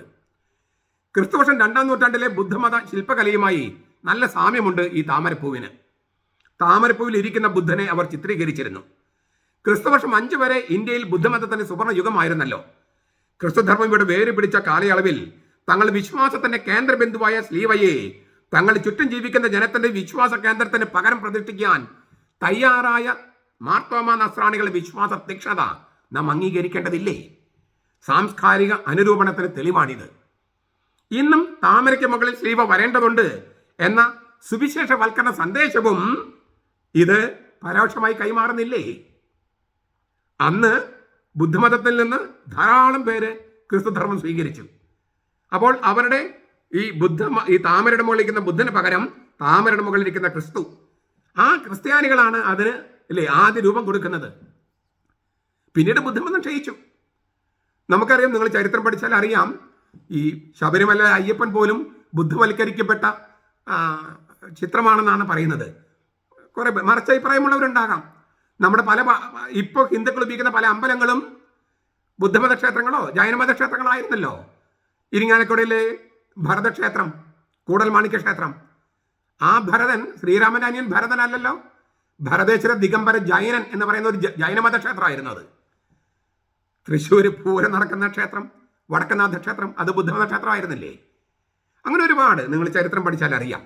അപ്പോൾ ബുദ്ധമതം ക്ഷയിക്കുകയും 8-ാം നൂറ്റാണ്ടോടെ ഹിന്ദുമതം പ്രബലപ്പെടുകയും ചെയ്തപ്പോൾ അപ്പോൾ അവരുടെ ചിഹ്നങ്ങളും താമരയും ഒക്കെ എടുക്കുകയായിരുന്നു. ബുദ്ധമതം സ്വീകരിച്ചതാണ് പലതും ഹിന്ദുമതം, അമ്പലങ്ങളും ക്ഷേത്രങ്ങളും അടക്കം ഈ ചിഹ്നങ്ങളൊക്കെ. അന്ന് തോമസ് ലീഗ് വന്ന കാലത്ത് ബുദ്ധമതം സൗത്ത് ഇന്ത്യയിൽ വളരെ ശക്തമായ പ്രബലമായ മതമായിരുന്നു. തീർച്ചയായിട്ടും ചില ഹിന്ദുക്കൾ അവിടെ ഇവിടേക്ക് ഉണ്ടായിരുന്നിരിക്കാം, ഇല്ലെന്നൊന്നും പറയുന്നില്ല. വളരെ പ്രബല സമുദായങ്ങളായി മാറിയ 4-ാം നൂറ്റാണ്ടിന് ശേഷമാണ്. അതേസമയം നമ്പൂതിരിമാരെന്ന് പറയുന്നത് ബ്രാഹ്മണന്മാരല്ല. നമ്പൂതിരിമാരെ, ഈ പാലയൂര് നമ്പൂതിരിമാരെ മാനസാന്തരപ്പെടുത്തി ഇല്ലേ എന്ന് പറയുന്നത് ബ്രാഹ്മണന്മാരെ അല്ല ഉദ്ദേശിക്കുന്നത് എന്നാണ് എൻ്റെ അറിവ്. അവിടെ ബ്രാഹ്മണന്മാരെ ഉണ്ടായിരിക്കാൻ സാധ്യതയൊക്കെ ഉണ്ട്. എങ്കിലും നമ്പൂതിരിമാരെന്ന് പറഞ്ഞാൽ ബുദ്ധവിഹാറിലെ പൂജാരിമാരാണെന്നാണ് ഞാൻ മനസ്സിലാക്കണേ. ബുദ്ധവിഹാറിലെ പൂജാരിമാര്. അപ്പോൾ തോമസ് ലീഗ് മാനസാന്തരപ്പെടുത്തിയവരിൽ വളരെയധികം പേര് നമ്പൂതിരിമാരുണ്ടായിരുന്നു. പക്ഷെ നമ്പൂതിരിമാർ ബ്രാഹ്മണന്മാരല്ല, ബുദ്ധവിഹാറിലെ പൂജാരിമാരായിരുന്നു. ഇതൊക്കെയാണ് ഞാൻ പഠിച്ചിരിക്കുന്നത്. എതിരഭിപ്രായമുള്ളവരും മറിച്ചഭിപ്രായമുള്ളവരൊക്കെ ഉണ്ടാകാം. ഞാൻ അതുപോലെ ഒന്നും എതിരല്ല. ഞാൻ പറഞ്ഞു വരുന്നത്, ആദ്യത്തെ തോമസ് ലീഗ് മാനസാന്തരപ്പെടുത്തിയ ആദ്യത്തെ ഗണത്തിൽ നമ്പൂതിരിമാര്, ബുദ്ധവിഹാറിലെ പൂജാരിമാരെ നമ്പൂതിരിമാരുണ്ടായിരുന്നു. ബുദ്ധമതത്തിൽ മറ്റു ആളുകളുണ്ടായിരുന്നു. അപ്പോൾ ബുദ്ധമതത്തിന്റെ മേലെ ഇല്ലേ, ബുദ്ധമതത്തിൽ നിന്നും കുറേ പേര് ക്രിസ്ത്യാനികളായപ്പോൾ ഈ താമരയുടെ മുകളിലിരിക്കുന്ന ബുദ്ധന് പകരം താമരയുടെ മുകളിൽ കുരിശ് വിജയിച്ചു, ജീവവൃക്ഷമായി കുരിശ് വിജയിച്ചു നിൽക്കുന്നെന്ന് അവർ ചിത്രീകരിച്ചു. ഇതൊരു സാംസ്കാരിക അനുരൂപണമാണെന്ന് തെളിയിക്കപ്പെട്ടിട്ടുണ്ട്. അപ്പോൾ നമ്മൾ 3-ാമത്തെ ചോദ്യത്തിലേക്ക് വരികയാണ്. മാർ തോമസ് ലീഗ് ഉപയോഗിക്കണമെന്ന് തീരുമാനമുണ്ടോ? ഇപ്പോൾ ഈ അടുത്ത കാലത്ത് എറണാകുളത്ത് അങ്ങനെ ഉന്നയിക്കപ്പെടുന്ന ചോദ്യമാണിത്. മാർ തോമസ് ലീഗ് ഉപയോഗിക്കണം തീരുമാനമുണ്ടോ? നമുക്ക് ഉണ്ടോ ഇല്ലെന്ന് നോക്കാം. റോമായിലേക്കും പോർച്ചുഗീസിലേക്കും പോകുന്നതിന് മുൻപ് ജോസഫ് കരിയാറ്റിയും പാറമേക്കൽ തോമ കത്തനാരും തോമസ് ലീഗയുടെ കബറിടത്തിൽ ബലിയർപ്പിക്കുകയും മൈലാപ്പൂരിൽ മാർ തോമസ് ലീഗ വണങ്ങുകയും ചെയ്തു. പാറമേക്കൽ തോമ കത്തനാർ വർത്തമാന പുസ്തകത്തിൽ ഇങ്ങനെ അതേക്കുറിച്ച് രേഖപ്പെടുത്തിയിരിക്കുന്നു. ശ്ലീഹായുടെ മരണശേഷം AD 1565 ഡിസംബർ 18-ാം തീയതി അത്ഭുതകരമായ വിധത്തിൽ ഈ കുരിശിൽ നിന്ന് ചോര വിയർപ്പ് പൊടിഞ്ഞതിനാൽ അന്നേ ദിനം നമ്മുടെ മലങ്കര പള്ളികൾ ആഘോഷിച്ചു വരുന്നുണ്ട്. പാറയിൽ ക്ലാവർ ആകൃതിയിൽ നിർമ്മിച്ചിരിക്കുന്ന വിശുദ്ധ ശ്ലീവായും അതിന് ചുറ്റുമുള്ള പ്രാചീന ലിപികളും കണ്ടു വന്നിച്ച ശേഷം ഉച്ചതിരിഞ്ഞ് മേൽപ്പറഞ്ഞ കർമ്മലിത്ത പാതിരിയും കൂടി പുറപ്പെട്ട് വൈകുന്നേരമായപ്പോൾ മൈലാപ്പൂരിലെത്തി. ഇത് വർത്തമാന പുസ്തകത്തിൽ രേഖപ്പെടുത്തിയിരിക്കുന്നതാണ്. വർത്തമാന പുസ്തകത്തിൽ ഇതിനകത്ത് ക്ലാവർ എന്ന വാക്ക് അദ്ദേഹം ഉപയോഗിച്ചിട്ടുണ്ട്, തോമക്കത്തനാര്. എന്തിനാണ്? മനസ്സിലാക്കാൻ വേണ്ടി. ഈ പുഷ്പിച്ചു നിൽക്കുന്ന കുരിശെന്ന് പറഞ്ഞാൽ മനസ്സിലാക്കാൻ പ്രയാസമുണ്ടെന്ന് കരുതിയിട്ട് ക്ലാവർ എന്ന വാക്ക് ഉപയോഗിച്ചു അദ്ദേഹം. അത് ഉപയോഗിച്ചിട്ടാണ് ഇപ്പോൾ ഈ ക്ലാവർ കുരിശെന്നും പറഞ്ഞ് എറണാകുളം അങ്കമാലി അതിരൂപതയിലെ ഈ വിമത വൈദികരും അൽമായ മുന്നേറ്റ ഗുണ്ടകളും പരിഹസിക്കുന്നത്, മാർ തോമസ് ലീഗ പരിഹസിക്കുന്നത്. ഈ തോമാ കത്തനാര് പരിഹസിച്ചുകൊണ്ടല്ല എഴുതിയത്, നമുക്കതിൻ്റെ രൂപം ഒന്ന് മനസ്സിലാക്കാൻ എളുപ്പത്തിന് വേണ്ടിയിട്ടാണ്. പക്ഷേ അത് ഇവരുപയോഗിക്കുന്നത് ആക്ഷേപിക്കാൻ വേണ്ടിയാണ്. 1653 കൂനൻകുരിശ് സത്യത്തിന് ശേഷം ഭാരത സുറിയാനി കൽതായ കത്തോലിക്ക സഭയിൽ നിന്നും യാക്കോബയ ബന്ധത്തിലായ നസ്രാണി സമൂഹവും മൈലാപ്പൂരിലെ അത്ഭുത ശ്ലീവായുടെ തിരുനാൾ അംഗീകരിക്കുന്നുണ്ട്. 1734 മുളന്തുരുത്തിയിൽ വെച്ചുണ്ടാക്കിയ കലണ്ടറിലും പഞ്ചാംഗം മൈലാപ്പൂരെ ശ്ലീവയുടെ തിരുനാൾ ഡിസംബർ 18 എന്ന് എഴുതിയിട്ടുണ്ട്. 1653. ഇപ്പം ഞാൻ ചില തെളിവുകൾ പറയുകയാണെ. 1844 പ്രസാദനം ചെയ്ത ഭാരത സുറിയാനി സീറോ മലബാർ തക്സായിൽ അപ്പസ്തോലനായ മാർ തോമസ് ലീഗയുടെ ശ്ലീവായുടെ കല്ലിന്റെ അത്ഭുതം എന്ന് രേഖപ്പെടുത്തിയിരിക്കുന്നു. അപ്പസ്തോലനായ മാർ തോമസ് ലീഹായുടെ ശ്ലീവായുടെ കല്ലിന്റെ അത്ഭുതം, പേത്ര എന്ന വാക്ക് ഉപയോഗിക്കുന്നത്, പേത്ര ഗ്രീക്ക്, അത്ഭുതം എന്ന് രേഖപ്പെടുത്തിയിരിക്കുന്നു. CMI സന്യാസമൂഹത്തിന്റെ കലണ്ടറിൽ ഈ തിരുനാൾ എല്ലാ കാലത്തും ചേർത്തിരുന്നു. വളരെ ആഘോഷത്തോടെ ഭക്തിപൂർവ്വം കൊണ്ടാടുകയും ചെയ്തിരുന്നു. CMI സന്യാസമൂഹത്തിലെ കുറേ വൈദികർ ഈ മാർ തോമസ് ലീഗയ്ക്കൊക്കെ എതിരാണ്. നെസ്റ്റോറിയസിന്റെ കുർബാനയ്ക്കും എതിരാണ്. നിങ്ങളുടെ സഭയുടെ പാരമ്പര്യം ഒന്ന് പഠിച്ചാൽ കൊള്ളാം. CMI സന്യാസ സമൂഹത്തിന്റെ പാരമ്പര്യം. അവർ ഈ സീറോ മലബാർ സഭയിലെ പല പാഷാണ്ഡതകളെയും എതിർത്തത് CMI സന്യാസ സമൂഹമാണ്. ആ സഭയിൽ സന്യാസ സമൂഹത്തിൽപ്പെട്ടവര് ഇപ്പൊ പാഷാണ്ഡത്തിലേക്കും ശീഷ്മയിലേക്കും പോകുന്നത് ശരിയല്ല. നിങ്ങളാണ് സഭയുടെ കെട്ടുറപ്പ്, സമഗ്രത, പാഷാണ്ഡതയ്ക്കെതിരായ യുദ്ധമൊക്കെ ചെയ്തിരുന്നത്. മറിച്ച് സംഭവിക്കരുത്. നിങ്ങൾ നിങ്ങളുടെ ചരിത്രം നോക്കൂ. നിങ്ങളുടെ കലണ്ടറിൽ എല്ലാ കാലത്തും ചേർത്തിരുന്നതാണ് ഈ അത്ഭുത സ്ലീവായുടെ തിരുനാൾ, ഡിസംബർ 18, മാർത്തോമാ സ്ലീവായുടെ പെരുന്നാൾ. ഇതിൻ്റെ എല്ലാം വെളിച്ചത്തിൽ ഇപ്പം ഞാൻ കുറേ കാര്യങ്ങൾ പറഞ്ഞല്ലോ. ഈ വർത്തമാന പുസ്തകം തൊട്ട് കുറേ കാര്യങ്ങൾ പറഞ്ഞു. ഇതിൻ്റെ എല്ലാം വെളിച്ചത്തിൽ 1959 റോമയിൽ നിന്ന് പ്രസാധനം ചെയ്ത ഓർദോ സെലബ്രാസിയോണിസ് ഖുദാശ എന്ന ചെറുപുസ്തകത്തിൽ 6-ാം നമ്പറിൽ ഇങ്ങനെ ചേർത്തിരിക്കുന്നു. ഇതാണ് ആ പുസ്തകം, ഓർദോ സെലബ്രാസിയോണിസ് ഖുദാശ, റോമ 1959. നിങ്ങൾക്ക് മനസ്സിലാവുന്നുണ്ടോ? ഇതിനകത്ത് 1959 ഇതിലത്തെ 6-ാമത്തെ നമ്പറിൽ, ഇത് റോമയിൽ നിന്നുള്ള നിർദ്ദേശമാണ്, പേജ് 5 6-ാമത്തെ നമ്പറിൽ 1, 2, 3, 4-ാമത്തെ പാരഗ്രാഫ്, 6-ാമത്തെ നമ്പറിൽ 4-ാമത്തെ പാരഗ്രാഫ് ഞാൻ വായിക്കുക. പൈന കൊത്തിൻ കാപ്പയ്ക്ക് തുല്യമാണ്. മുൻവശം തുറന്നതും കൊളുത്തിട്ട് ബന്ധിച്ചതുമാണ്. പുറകിൽ അത്ര വലുതല്ലാത്ത മാർ തോമാസ് ലീവായാൽ അലങ്കൃതമാണ്. ഗ്രീക്ക് കുരിശെന്നും ഇതിനെ പറയുന്നു. വിളുമ്പുകളെല്ലാം ചുറ്റും ബോർഡറുകളാൽ അലങ്കൃതമാണ്. സിൽക്ക് കൊണ്ടോ മറ്റു വിലപിടിപ്പുള്ള തുണി കൊണ്ടോ ഉണ്ടാക്കുന്നു. അതിന് നിറത്തെപ്പറ്റി യാതൊരു പ്രത്യേക നിബന്ധനയും നിലവിലില്ല. പൈന എന്ന് പറഞ്ഞാൽ ലത്തീൻ സഭയിൽ കാപ്പ എന്ന് പറയും. നമ്മൾ സുറിയാനി സഭയിൽ പൈന എന്ന് പറയും. ഏറ്റവും പുറത്തിരുന്ന കുപ്പായം വൈദികൻ കുർബാന അർപ്പിക്കുമ്പോൾ. മുൻവശം തുറന്നിരിക്കുന്നതും കൊളുത്തിട്ട് ബന്ധിച്ചതുമാണ് ഈ പൈന. പുറകിൽ അത്ര വലുതല്ലാത്ത മാർ തോമാസ് ലീവായാൽ അലങ്കൃതമാണ്. മാർ തോമാസ് ലീവ, ഇത് കൂദാശയ്ക്ക് ചെയ്യേണ്ട കാര്യങ്ങൾ. പൗരത്വ സഭകൾക്ക് വേണ്ടിയുള്ള തിരുസംഘം കൂദാശയുടെ ആഘോഷക്രമം സീറോ മലബാർ സഭയുടെ ഉപയോഗത്തിന് അങ്ങനെയാണ് നൽകിയിരിക്കുന്ന റോമിൽ നിന്ന്. അതുകൊണ്ട് മാർ തോമാസ് ലീവ ഉപയോഗിക്കണമെന്ന് റോമിൽ നിന്ന് 1959 നിർദ്ദേശമുണ്ട്. അപ്പൊ ഔദ്യോഗികമായിട്ട് ഇത് ഉപയോഗിക്കണമെന്ന് ഔദ്യോഗികമായിട്ട് അറിയിച്ചിട്ടുണ്ടോ എന്ന ചോദ്യത്തിന് ഉത്തരം കിട്ടിയോ? 1959 അങ്ങനെ 1959 നൽകാനുള്ള കാരണം ചരിത്രം ഞാൻ പറഞ്ഞു കഴിഞ്ഞു ഓൾറെഡി. എന്തുകൊണ്ടാണ് 1959 റോമിൽ നിർദ്ദേശം നൽകിയത്? ഈ 1565 രക്തം വീർത്ത അത്ഭുത കുരിശ, മൈലാപ്പൂരിലെ കുരിശ് സ്ലീവ. 1653 ഈ കൂനകൃഷത്തിന് ശേഷം അതിൽ പിരിഞ്ഞു പോയവര് അവരും ഈ തിരുനാൾ ആഘോഷിക്കുന്നുണ്ട്. കത്തോലിക്ക സഭയിൽ നിന്ന് പിരിഞ്ഞു പോയവര്, ഓർത്തഡോക്സ് യാക്കോബൈ സഭകളെ പറയണേ. 1734 മുളന്തുരത്തിൽ വെച്ചുണ്ടാക്കിയ കലണ്ടറിൽ മൈലാപ്പൂർ അത്ഭുത സ്ലീവായുടെ തിരുനാളുണ്ട്. 1844 പ്രസാദനം ചെയ്ത ഭാരത സൂര്യാന തക്സയില് ഇതുണ്ട്. പിന്നെ CMI സന്യാസ സമൂഹത്തിന്റെ.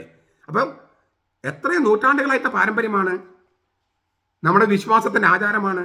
അതുകൊണ്ടാണ് 1959 ഈ റോമയിൽ നിന്ന് ഇങ്ങനെ നിർദ്ദേശം നൽകിയത്. മാർ തോമാസ് ലീവ ഉപയോഗിക്കണമെന്ന് ഔദ്യോഗിക തീരുമാനമുണ്ടോ? ഉണ്ട്. 1959 റോമയിൽ നിന്ന് നൽകിയിരിക്കുന്ന ഞാൻ പറഞ്ഞ രേഖയിൽ അതുണ്ട്. ഇത് ഈ മാർ തോമസ് ലീവ നെസ്റ്റോറിയം പാഷാണ്ഡതയോ മാനിക്കേസമോ ആയി എന്തെങ്കിലും ബന്ധമുള്ളതോ ആയിരുന്നെങ്കിൽ റോമയിൽ നിന്ന് ഇങ്ങനെ ഒരു നിർദ്ദേശം വരുമായിരുന്നു. തങ്ങളെപ്പോലെ എല്ലാവരും മണ്ടന്മാരാണെന്ന് എറണാകുളം, അങ്കമാലി, അതിരൂപതയിലെ വിമത വൈദികരും ഈ അൽമായം മുന്നേറ്റ ഗുണ്ടകളും വിചാരിച്ചിരിക്കുകയാണോ? 1960 പ്രസാധനം ചെയ്ത സുപ്ലമെന്തും മിസ്റ്റേരിയോരും എന്ന പുസ്തകത്തിൽ അത്ഭുത കുരിശായ മാർ തോമാസ് ലീവയുടെ തിരുനാളിൽ ചൊല്ലേണ്ട പ്രാർത്ഥനകൾ നൽകിയിട്ടുണ്ട്. 1960 4 വായനകളും പാറയോ കല്ലോ ശിലയോ ആയി ബന്ധപ്പെട്ടതാണ്.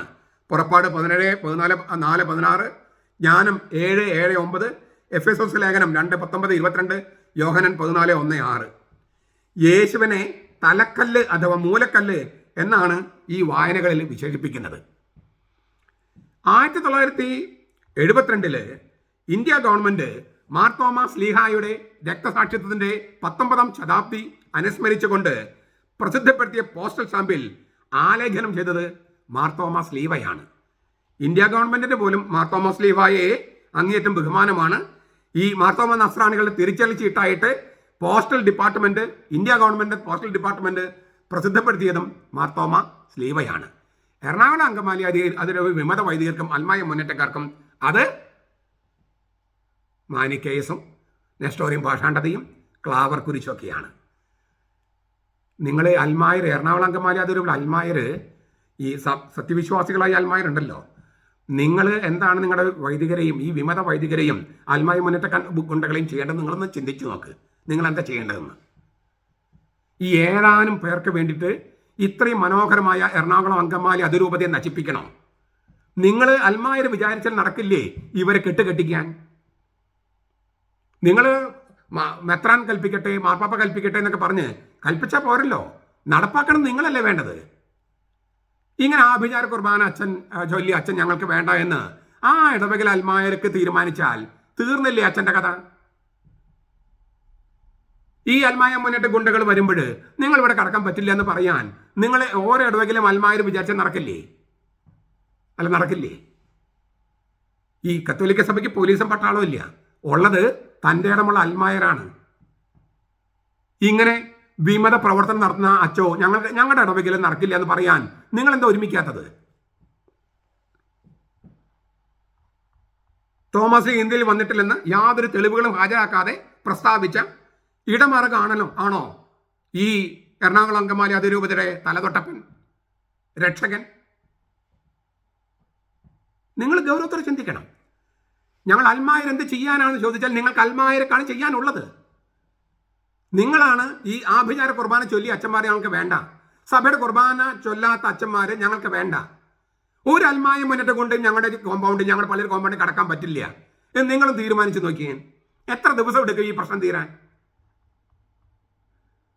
ഞാൻ മുകളിലുള്ളവർ തീരുമാനം എടുക്കേണ്ടെന്നോ അവർക്ക് ഉത്തരവാദിത്തമില്ലെന്നോ ഒന്നുമല്ല ഞാൻ പറയുന്നത്. പക്ഷെ തീരുമാനം എടുത്താലും നടപ്പാക്കണമെങ്കിൽ എറണാകുളം അങ്കമാലി അതിരൂപതയിൽ അൽമായർ 98% വരുന്ന അൽമായർ സഭയുടെ കൂടെയുണ്ട്. ഉണ്ടെന്ന് പറഞ്ഞാൽ പോരല്ലോ, ഇപ്പൊ തീരുമാനം എടുക്ക്. ഈ ഡിസംബർ 18-ാം തീയതി നാളെ നമുക്ക് മാർത്തോമ സ്ലീവ ഇവിടെ വേണമെന്ന് പറയാനുള്ള ചങ്കൂറ്റം നിങ്ങൾ കാണിക്കുക. ഇത് അത്ഭുത സ്ലീവയുടെ തിരുനാളാണ്, ഇവിടെ വേണം. എറണാകുളത്ത് പല പള്ളികളിൽ ഉണ്ടല്ലോ. ഇനി എങ്ങാനും ഈ മാർത്തോമ സ്ലീവായെ ക്ലാവർ കുരിച്ചെന്നും പറഞ്ഞ് ഏകം മീഡിയയിൽ വന്നാൽ ആ മീഡിയ ഞങ്ങൾ ബോയ്ക്കോട്ട് ചെയ്യുമെന്ന് തീരുമാനിക്കാൻ നിങ്ങൾക്ക് പറ്റില്ലേ? അതിന് ബോസ്കോ പിതാവിൻ്റെയും തട്ടിൽ പിതാവിൻ്റെയും മാർപ്പാപ്പയുടെയും കൽപ്പന കാത്തിരിക്കണം. ഇത് ബോയ്ക്കോട്ട് ചെയ്യാൻ നിങ്ങൾക്ക് ആരാണ് പറഞ്ഞു തരേണ്ടത്? പിന്നെ 1986 ലഭിച്ചത് ജോൺ പോൾ രണ്ടാമൻ മാർപ്പാപ്പ ഭാരത സന്ദർശനത്തിന് വന്നല്ലോ. അതനുബന്ധിച്ച് വത്തിക്കാൻ ഔദ്യോഗിക പത്രമായ ലൊസർവത്താരോ റൊമാനിൽ പ്രസിദ്ധപ്പെടുത്തിയ ലേഖനത്തോടു കൂടെ ചേർത്തിരുന്നത് മാർത്തോമ സ്ലീവയാണ്. എന്നിട്ട് അദ്ദേഹം 1986 മൈലാപ്പൂരിൽ മൈലാപ്പൂരിൽ അത്ഭുത സ്ലീവ സന്ദർശിച്ച് പ്രാർത്ഥിച്ചു.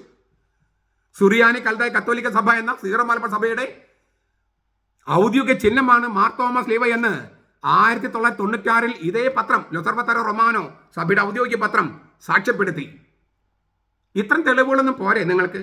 എറണാകുളം അങ്കമാലിയിലെ വിമത വൈദികരുടെ അൽമായ മുന്നേറ്റക്കാരോട് ഞാൻ ചോദിക്കുന്നത്. 1997 father Joseph Vazhuthanapally the biblical and archaeological foundations of Malabar cross എന്ന പുസ്തകം മാർപ്പാപ്പയ്ക്ക് സമർപ്പിച്ചപ്പോൾ മാർപ്പാപ്പ നൽകിയ പ്രതികരണം ഇതായിരുന്നു: മാർത്തോമ സ്ലീവ പുരാതന ക്രൈസ്തവ കലയ്ക്ക് ഭാരതത്തിൽ നിന്നുള്ള മകുടോദാഹരണമാണ്. ഭാരതത്തിൽ സഭയെ ഈ പ്രതീകം വഴി അതിപുരാതന പട്ടികയിൽ ഉൾപ്പെടുത്താവുന്നതാണ്. വിശുദ്ധ ജോൺ പോൾ രണ്ടാമൻ മാർപ്പാപ്പയുടെ വാക്കുകളാണ്. മാർത്തോമ സ്ലീവ പുരാതന ക്രൈസ്തവ കലയ്ക്ക് ഭാരതത്തിൽ നിന്നുള്ള ഒരു മകുടോദാഹരണമാണ്. ഭാരതത്തിലെ സഭയെ ഈ പ്രതീകം വഴി അതിപുരാതന പട്ടികയിൽ ഉൾപ്പെടുത്താവുന്നതാണ്. ഇത് നശിപ്പിക്കാനാണ് എറണാകുളം അങ്കമാലി അതിരൂപതയിലെ വിമത വൈദികരും അൽമായ മുന്നേറ്റ ഗുണ്ടകളും ശ്രമിക്കുന്നത്. വിശുദ്ധനായ ജോൺ പോൾ രണ്ടാമൻ മാർപ്പാപ്പയുടെ വാക്കുകൾ ഇല്ലേ തൃണവൽഗണിക്കാൻ, പുല്ലുപോലെ വലിച്ചെറിയാനാണ് അവർ പറയുന്നത്.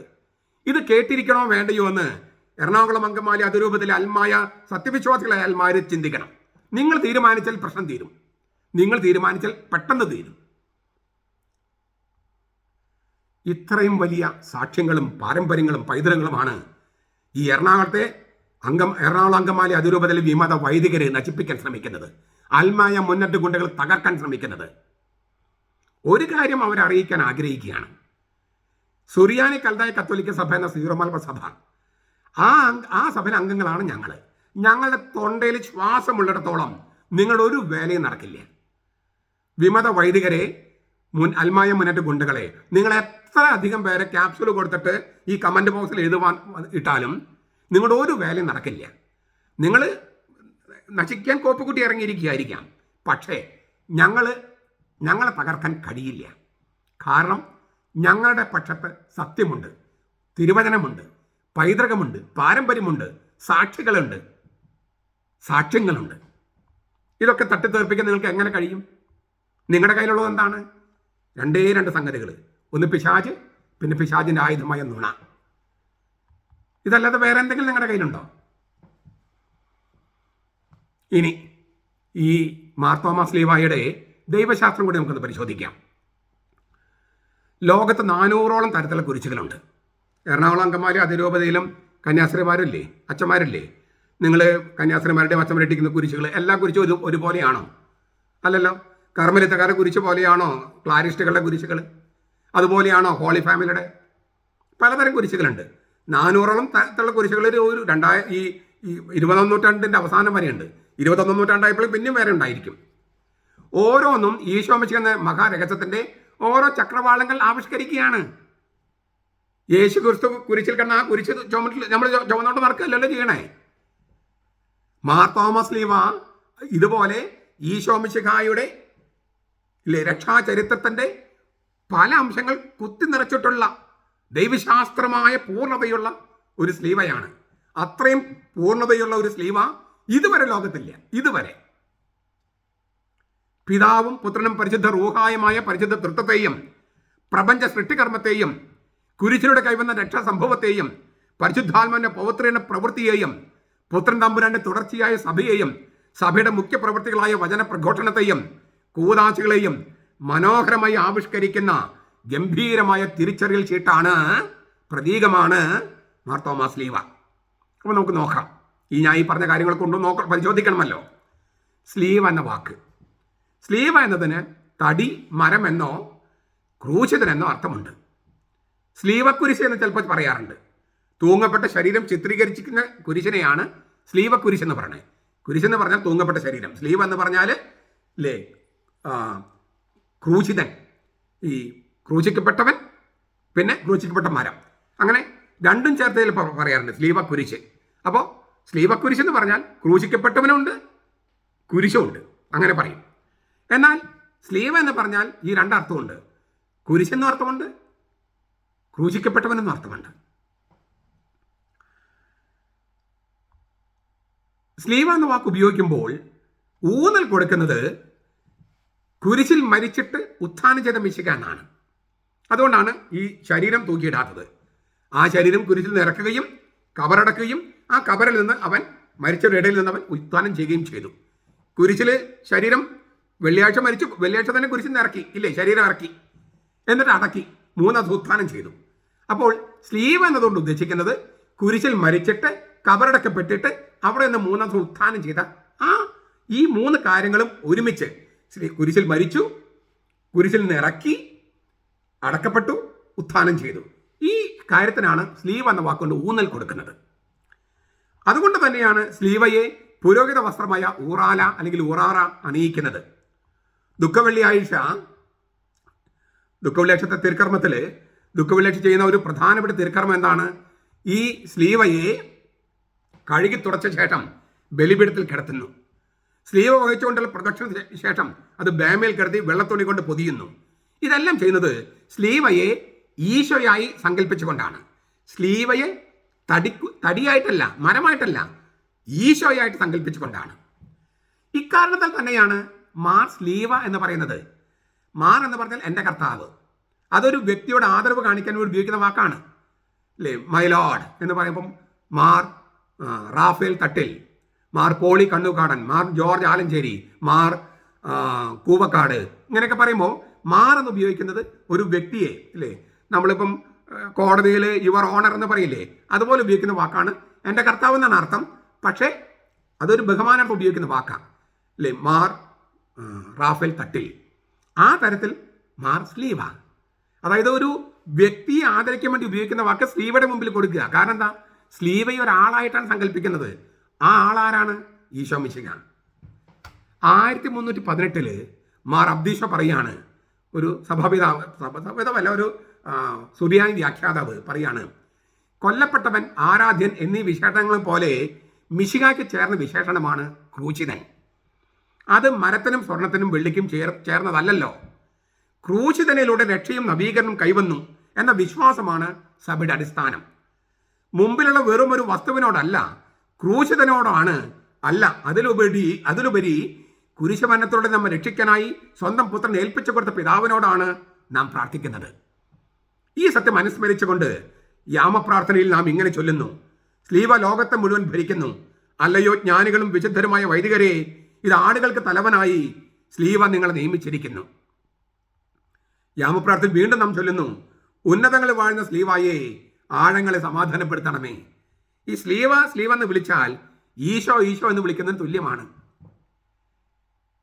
സ്ലീവയെ ആളായിട്ടാണ്, ഈശോ മിശിഹായിട്ടാണ് സുറിയാനി കൽദായ കത്തോലിക്ക സഭ എന്ന സീറോ മലബാർ സഭയിൽ കാണുന്നത്.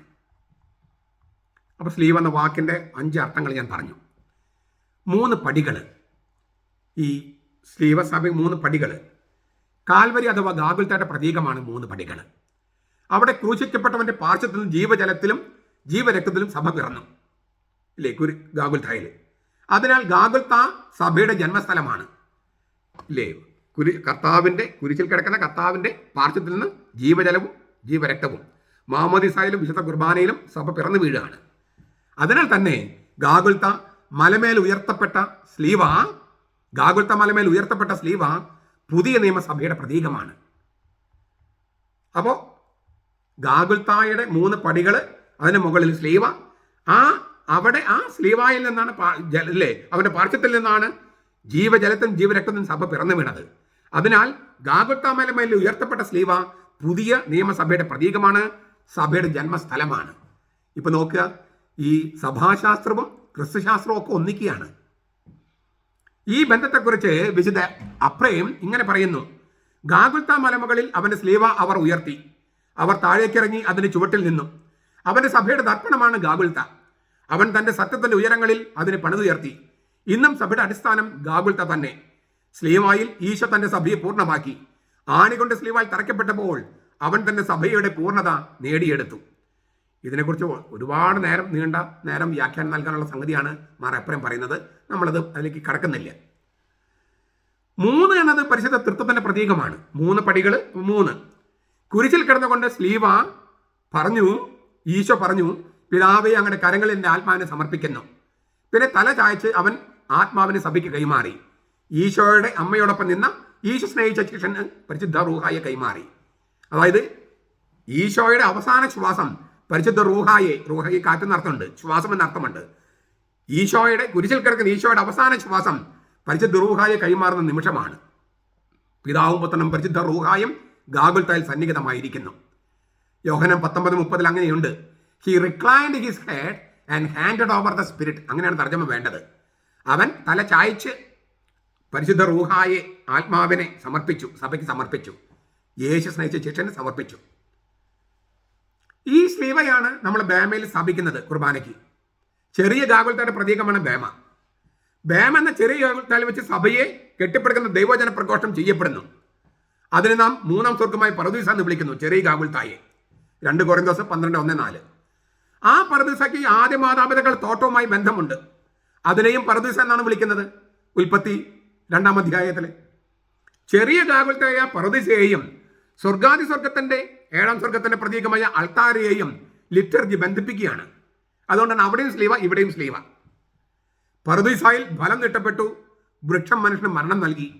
ഗാഗുൽത്തായിൽ കൈ നീട്ടപ്പെട്ടു, സ്ലീവ മനുഷ്യന് ഉത്ഥാനം നൽകി. അങ്ങനെയല്ലേ പ്രാർത്ഥന? അപ്പൊ ഇത് അവതരിപ്പിക്കുകയാണ് ഈ സ്ലീവ. ഇനി അതിന്റെ ഇലകളും ഫലങ്ങളും. 3 പടികളുടെ മുകളിൽ ഇലകൾ ചിത്രീകരിച്ചിരിക്കുന്നു. കുരിശ് മൊട്ടിടുന്നതായും ഫലം ചൂടുന്നതായും ചിത്രീകരിച്ചിരിക്കുന്നു. ഇത് തോട്ടത്തെ സൂചിപ്പിക്കുന്നു. പറുദീസായും ഗത്സമനിയും ഇല്ലേ, ഗാഗുൽത്തായൊക്കെ തോട്ടമായിരുന്നു. പറുദീസ തോട്ടമായിരുന്നു, ഉൽപ്പത്തി 2. ഗത്സമനിയും ഗാഗുൽത്തായും തോട്ടമായിരുന്നു, യോഹന്നാൻ 19:41. പറുദീസയിലെ ജീവന്റെ വൃക്ഷത്തിന്റെ സ്ഥാനത്ത് ഗാഗുൽത്താല് ജീവന്റെ വൃക്ഷമായ സ്ലീവ നിലകൊള്ളുന്നു എന്നർത്ഥം. ഇതേക്കുറിച്ച് വിശുദ്ധ അപ്രയം പറയാണ്, ദീപ്തിയുള്ളതും വീര്യമുള്ളതുമായ ജീവൻ നമ്മുടെ വംശത്തിന് മേൽ ചൊരിഞ്ഞ യഥാർത്ഥ ജീവന്റെ വൃക്ഷമാകുന്നു സ്ലീവ. ജീവവൃക്ഷത്തിൽ നിന്നുള്ള കനിയാണല്ലോ വിജയം വരിക്കുന്നവന് വാഗ്ദാനം ചെയ്തിരിക്കുന്ന പ്രതിഫലം. വെളിപാട് 2:7. സ്വർഗത്തിലെ സിംഹാസനത്തിൽ പിതാവും കുഞ്ഞാടും ഇരിക്കുന്നു. ഈ സിംഹാസനത്തിൽ നിന്ന് ജീവജലത്തിന്റെ നദി ഒഴുകുന്നു. ആ നദിയുടെ ഇരു കരകളിലും ജീവവൃക്ഷമുണ്ട്. 12 മാസവും അത് ഫലം തരുന്നു.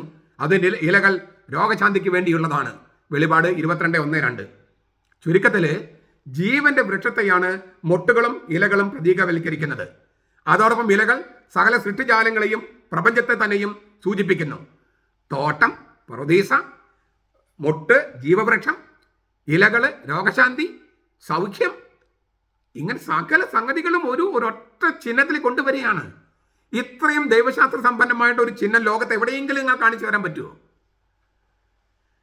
ദൈവാരാധനയിൽ പ്രപഞ്ചം മുഴുവൻ പങ്കെടുക്കുന്നു. അതാണ് ഇലകള്. പിന്നെ ആ ഇലകളുടെ അർത്ഥങ്ങൾ മറ്റു അർത്ഥങ്ങൾ ഞാൻ പറഞ്ഞു കഴിഞ്ഞു. പ്രപഞ്ച സൃഷ്ടി വർണ്ണിക്കുന്ന പഴയ നിയമം തന്നെ ഇതിലൂടെ ചിത്രീകരിക്കപ്പെടുകയാണ്. ഉൽപ്പത്തി മുതൽ വെളിപാട് വരെയുള്ള സകല ബൈബിളിലെ സകല ഗ്രന്ഥങ്ങളും ഒരു സംക്ഷിപ്ത രൂപത്തിൽ മാർ തോമസ് സ്ലീബായിൽ ഉൾക്കൊള്ളിച്ചിരിക്കുകയാണ്. നമ്മൾ കണ്ടു കഴിഞ്ഞു, ഈ ഇലകൾ താമരയുടെ ഇലകളാണ് പോലെ ഇലകൾ വരച്ചപ്പോൾ അത് താമരയുടെ ഇലകൾ പോലെയാണ് കണ്ടു കഴിഞ്ഞു. അതിൻ്റെ സാംസ്കാരിക അനുരൂപണത്തെക്കുറിച്ചും നമ്മൾ പറഞ്ഞു കഴിഞ്ഞതാണ്. അതുകൂടെ കൂട്ടിച്ചേർത്ത് വായിക്കാം. ഈജിപ്തിലും പൗരസ്യ നാടുകളിലും ഉണ്ടായിരുന്ന ശിക്ഷാരീതിയായിരുന്നു ക്രൂശിക്കല്. തങ്ങളുടെ പൗരന്മാർ അല്ലാത്ത അടിമകളെ കൊല്ലാനായി റോമ സാമ്രാജ്യം ഈ വധശിക്ഷാരീതി കടം കൊണ്ടു. ഈശോയുടെ കൂടെ വേറെ 2 പേരെയും ക്രൂശിച്ച് കൊന്നിരുന്നു, ഇല്ലേ? ഇടത്തും വലത്തും ഓരോ കവർച്ചക്കാര്, ചിലപ്പോൾ കള്ളന്മാരെന്നും പറയും, കവർച്ചക്കാരുണ്ടായിരുന്നു. എന്നാൽ ഈശോ മാത്രമാണ് മരിച്ചവരിൽ നിന്ന് ഉയർപ്പിക്കപ്പെട്ടത്. ഉയർപ്പിക്കപ്പെട്ടില്ലായിരുന്നുവെങ്കിൽ ക്രിസ്തുധർമ്മം തന്നെ ഉണ്ടാകുമായിരുന്നില്ല, കുർബാന ഉണ്ടാകുമായിരുന്നില്ല. അതിനാൽ പൗരസ്യ സുറിയാനി ദൈവശാസ്ത്രം അനുസരിച്ച് ഈശോയുടെ മരണം അവന്റെ മഹത്വപൂർണമായ ഉത്ഥാനത്തിലേക്കുള്ള കവാടമാണ്.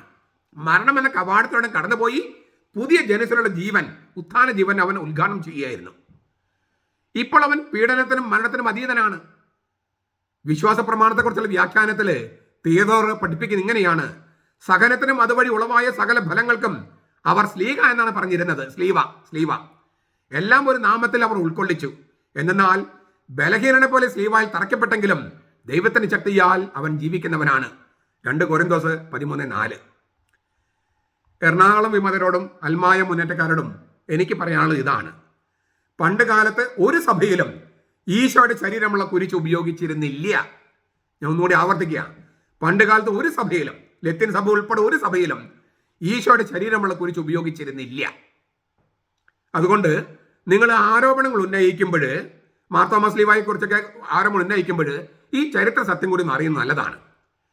ലിറ്ററേച്ചറിനെക്കുറിച്ച് ആത്യന്തികമായ വാക്ക് പറയാൻ കഴിവുള്ള മഹാപണ്ഡിതനാണ് ജോസഫ് യുങ്മാൻ. അദ്ദേഹം ഇങ്ങനെ രേഖപ്പെടുത്തിയിരിക്കുന്നു: പ്രാചീന പള്ളികളിൽ രൂപങ്ങൾ ഉണ്ടായിരുന്നില്ല. കുരിശുണ്ടായിരുന്നു, തീർച്ചയായും ഉണ്ടായിരുന്നു. എന്നാൽ മഹത്വത്തിൻ്റെയും മതാത്മകതയുടെയും വിജയത്തിന് ശേഷമുള്ള വിജയചിഹ്നത്തിൻ്റെയും അലങ്കാരങ്ങൾ നിറഞ്ഞതായിരുന്നു ആ കുരിശ്. നമുക്കൊന്നുകൂടി കേൾക്കാം. പ്രാചീന പള്ളികളിൽ രൂപങ്ങൾ ഉണ്ടായിരുന്നില്ല. ഇത് ജോസഫ് യുങ്മാൻ എന്ന് പറഞ്ഞ ഒരു ലത്തീൻ ലിറ്ററേച്ചർ പണ്ഡിതനാണ് പറയുന്നത്. അദ്ദേഹത്തെ ബെനഡിക്ട് മാർപ്പാപ്പ പലപ്പോഴും കോട്ട് ചെയ്യുന്നുണ്ട്. ലിറ്ററേച്ചറിന്റെ കാര്യം പറയുമ്പോൾ മാർപ്പാപ്പ റെഫർ ചെയ്യുന്ന പുസ്തകം ഇതാണ്, ഈ യുങ്മാന്റെ പുസ്തകം. അദ്ദേഹം പറയാം, പ്രാചീന പള്ളികളിൽ മാർത്തോമ ക്രിസ്ത്യാനികൾ മാത്രമല്ല, കത്തോലിക്ക സഭയിൽ പ്രാചീന പള്ളികളിൽ രൂപങ്ങൾ ഉണ്ടായിരുന്നില്ല. കുരിശുണ്ടായിരുന്നു, തീർച്ചയായും കുരിശുണ്ടായിരുന്നു. എന്നാൽ മഹത്വത്തിൻ്റെയും മതാത്മകതയുടെയും വിജയത്തിന് ശേഷമുള്ള വിജയചിഹ്നത്തിൻ്റെയും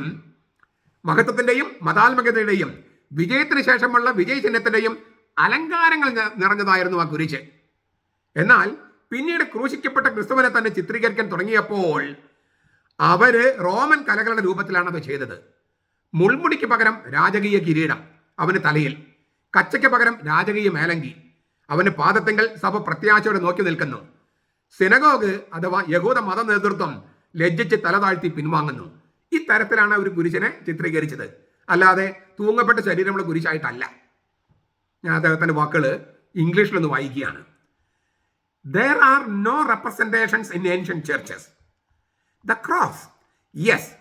But in a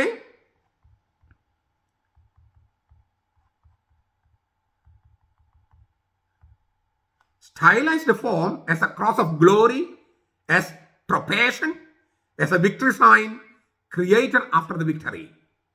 But when later they began to represent the crucified Christ himself, they did so in Roman art. The cross is a king's throne. Instead of the thorns, there is a kingly crown upon his head. The linen cloth has become a regal robe. At his feet, the church looks up, full of trust, while the synagogue turns away in shame.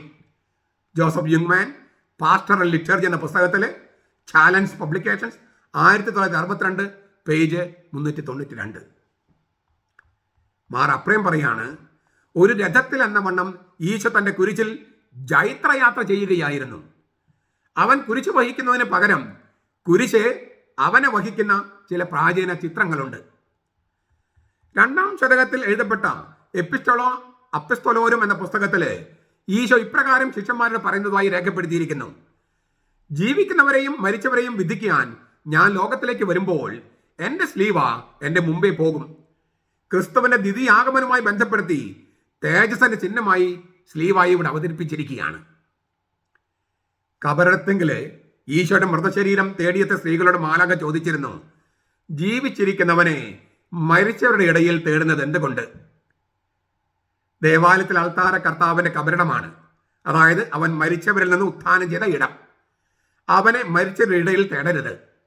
മരിച്ചു കിടക്കുന്നവൻ മാത്രമാണ് എന്ന അർത്ഥത്തിലും തേടരുത്. മരിച്ചിട്ട് കബറടക്കപ്പെട്ടിട്ട് മരിച്ചവരുടെ ഇടയിൽ നിന്ന് ഉയർപ്പിക്കപ്പെട്ടവനാണ് ഈശോ.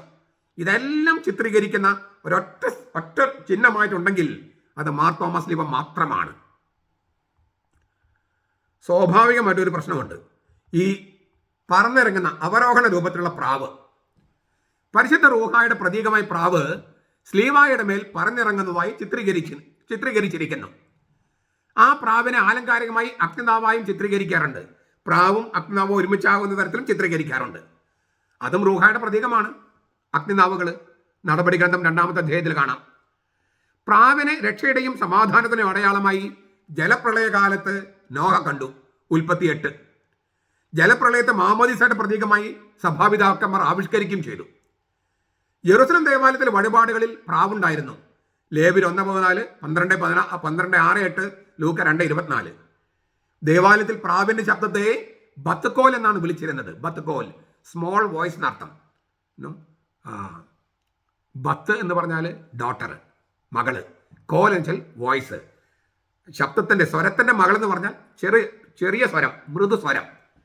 മാമോദീസ വേളയില് ദൈവപിതാവ് പുത്രനോട് സംസാരിച്ചത് ബത്ത്കോലിനാണ്, മൃദുസ്വരം.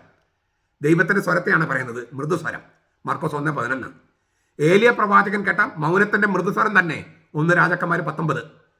ദൈവപിതാവ് ബത്ത്കോലിൽ പുത്രനോട് സംസാരിക്കുന്ന നേരത്ത് പരിശുദ്ധ റൂഹ പ്രാവിന്റെ ശാരീരിക രൂപത്തിൽ മിശിഹായുടെ മേൽ ഇറങ്ങി വന്നു. ലൂക്ക 3:21-22. അത് യോഹന്നാൻ കാണുകയും സാക്ഷ്യപ്പെടുത്തുകയും ചെയ്തു. യോഹന്നാൻ സുവിശേഷം 1:32.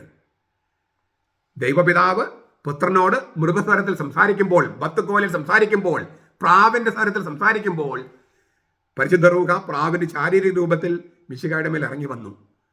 ഇതൊന്നും എറണാകുളത്ത് ഇല്ലായിരിക്കും അല്ലേ? ഇതേ പരിശുദ്ധ റൂഹായാണ് ഈശോയെ മരിച്ചവരുടെ നിന്ന് ഉയർപ്പിച്ചത്. യോഹന്നാൻ 2:22 വായിക്കുന്നു, അവൻ മരിച്ചവരിൽ നിന്ന് ഉയർപ്പിക്കപ്പെട്ടതിന് ശേഷം, ഉയർത്തതിന് ശേഷം എന്നല്ല, ഉയർപ്പിക്കപ്പെട്ടതിന് ശേഷം പരിശുദ്ധ റൂഹ അവനെ ഉയർപ്പിച്ചുവെന്ന് ധ്വനി. 1 കൊരിന്ത്യർ 15:4. ഗ്രീക്കില് ഏകർത്ത എന്നാണ്. ഉയർത്തുവെന്നല്ല, ഉയർപ്പിക്കപ്പെട്ടു. മറ്റാരോ ഉയർപ്പിച്ചു എന്നാണ്. ആരാണ് ആ മറ്റേയാള്? റോമാലേഖനത്തിൽ ഇങ്ങനെ വായിക്കുന്നു, യേശുവിനെ മരിച്ചവരിൽ നിന്ന് ഉയർപ്പിച്ചവന്റെ ആത്മാവ്, യേശുവിനെ മരിച്ചവരിൽ നിന്ന് ഉയർപ്പിച്ചവന്റെ ആത്മാവ് നിങ്ങളിൽ വസിക്കുന്നുവെങ്കിൽ, ക്രിസ്തു യേശുവിനെ മരണത്തിൽ ഉയർപ്പിച്ചവൻ നിങ്ങളിൽ വസിക്കുന്ന തന്റെ ആത്മാവിനാൽ നിങ്ങളുടെ മർത്ത ശരീരങ്ങളെയും ജീവിപ്പിക്കും. റോമാലേഖനം 8:11. യേശുവിനെ മരിച്ചവരിൽ നിന്ന് ഉയർപ്പിച്ചവന്റെ ആത്മാവ് നിങ്ങളിൽ വസിക്കുന്നുവെങ്കിൽ, എറണാകുളം അങ്കമാലി അതിരൂപതയിലെ വിമത വൈദികരിൽ അതില്ല. യേശുവിനെ മരിച്ചവനെ ഉയർപ്പിച്ചവന്റെ ആത്മാവ് വസിക്കുന്നില്ല. എറണാകുളം അങ്കമാലി അതിരൂപതയിലെ അൽമായ മുന്നേറ്റക്കാരിൽ യേശുവിനെ മരിച്ചവനെ ഉയർപ്പിച്ചവന്റെ ആത്മാവ് ഇല്ല. അതുകൊണ്ടാണ് അവര് ഉയർപ്പിക്കപ്പെട്ടു എന്ന വാക്ക് സ്വീകരിക്കാത്തത്. പരിശുദ്ധാത്മാവാണ് യേശുവിനെ ഉയർപ്പിച്ചതെന്ന ദൈവശാസ്ത്രം അംഗീകരിക്കാത്തത്. അവർക്ക് യേശുവിനെ മരിച്ചവരിൽ നിന്ന് ഉയർപ്പിച്ചവന്റെ പരിശുദ്ധാത്മാവ് ഇല്ല. പരിശുദ്ധാത്മാവാണ് ഈശോയെ മരിച്ചവരിൽ നിന്ന് ഉയർപ്പിച്ചത്. ഉയർപ്പിക്കപ്പെട്ടു എന്ന് ഉപയോഗിക്കുന്നതിന് കാരണം അതുകൊണ്ടാണ്. തീർന്നില്ല. ഉത്ഥാനത്തിൽ ഉപയോഗിക്കുന്ന മറ്റൊരു വാക്കുണ്ട്, അനസ്താസിസ് എന്നാണ്. അനസ്താസിസ്, അന ഹിസ്തമി, അങ്ങനെ രണ്ട് വാക്കുകൾ ചേർന്നിട്ടുണ്ട് അനസ്താസിസ്. അന എന്ന് പറഞ്ഞാൽ മുകളിൽ, ഉയരത്തിൽ, ഉന്നതത്തിൽ. ഹിസ്തമി എന്ന് പറഞ്ഞാൽ എഴുന്നേറ്റ് നിൽക്കുക. അപ്പോൾ രണ്ട് സംഭവങ്ങൾ അതിൽ അടങ്ങിയിട്ടുണ്ട്. ഈശോയുടെ ഉത്ഥാനം, പിന്നെ മറ്റുള്ളവരെ എഴുന്നേൽപ്പിക്കാനുള്ള, ഉയർപ്പിക്കാനുള്ള ശക്തി. അതാണ് അനസ്താസിസ്. കുർബാനിൽ നാം എഴുന്നേറ്റ് നിൽക്കുന്നതും ഇതുകൊണ്ട് തന്നെയാണ്. അതായത് യേശു ഉയർപ്പിക്കപ്പെട്ടു, തീർന്നില്ല, അവന് മറ്റുള്ളവർ ഉയർപ്പിക്കാൻ, എഴുന്നേൽപ്പിക്കാനുള്ള കഴിവുണ്ട്. അങ്ങനെ എഴുന്നേൽപ്പിക്കപ്പെട്ടവരാണ് കുർബാന പങ്കെടുക്കാൻ വരുന്നത്. അതുകൊണ്ട് നമ്മൾ എഴുന്നേറ്റ് നിൽക്കണേ. നമ്മൾ ഇല്ലേ, ഉത്ഥാനം ചെയ്തവരാണ്. ഉത്ഥാനം ചെയ്തവനോടൊപ്പമാണ് നമ്മൾ ദിവ്യബലി അർപ്പിക്കുന്നതും. ഈശോയാണ് റൂഹായാലും അഗ്നിയാലും സ്നാനം നൽകുന്നവൻ. ലൂക്ക 3:16. കുരിശിലെ മരണം എന്ന മാമോദിസയിലൂടെയാണ് അവൻ നമുക്ക് റൂഹായെ നൽകുന്നത്. ലൂക്ക 12:50. കാരണം കുരിശിലെ ഈശോയുടെ വിലാവിൽ നിന്ന് ഒഴുകുന്ന ജീവജലമാണ് റൂഹ. യോഹന്നാൻ 7:37-39.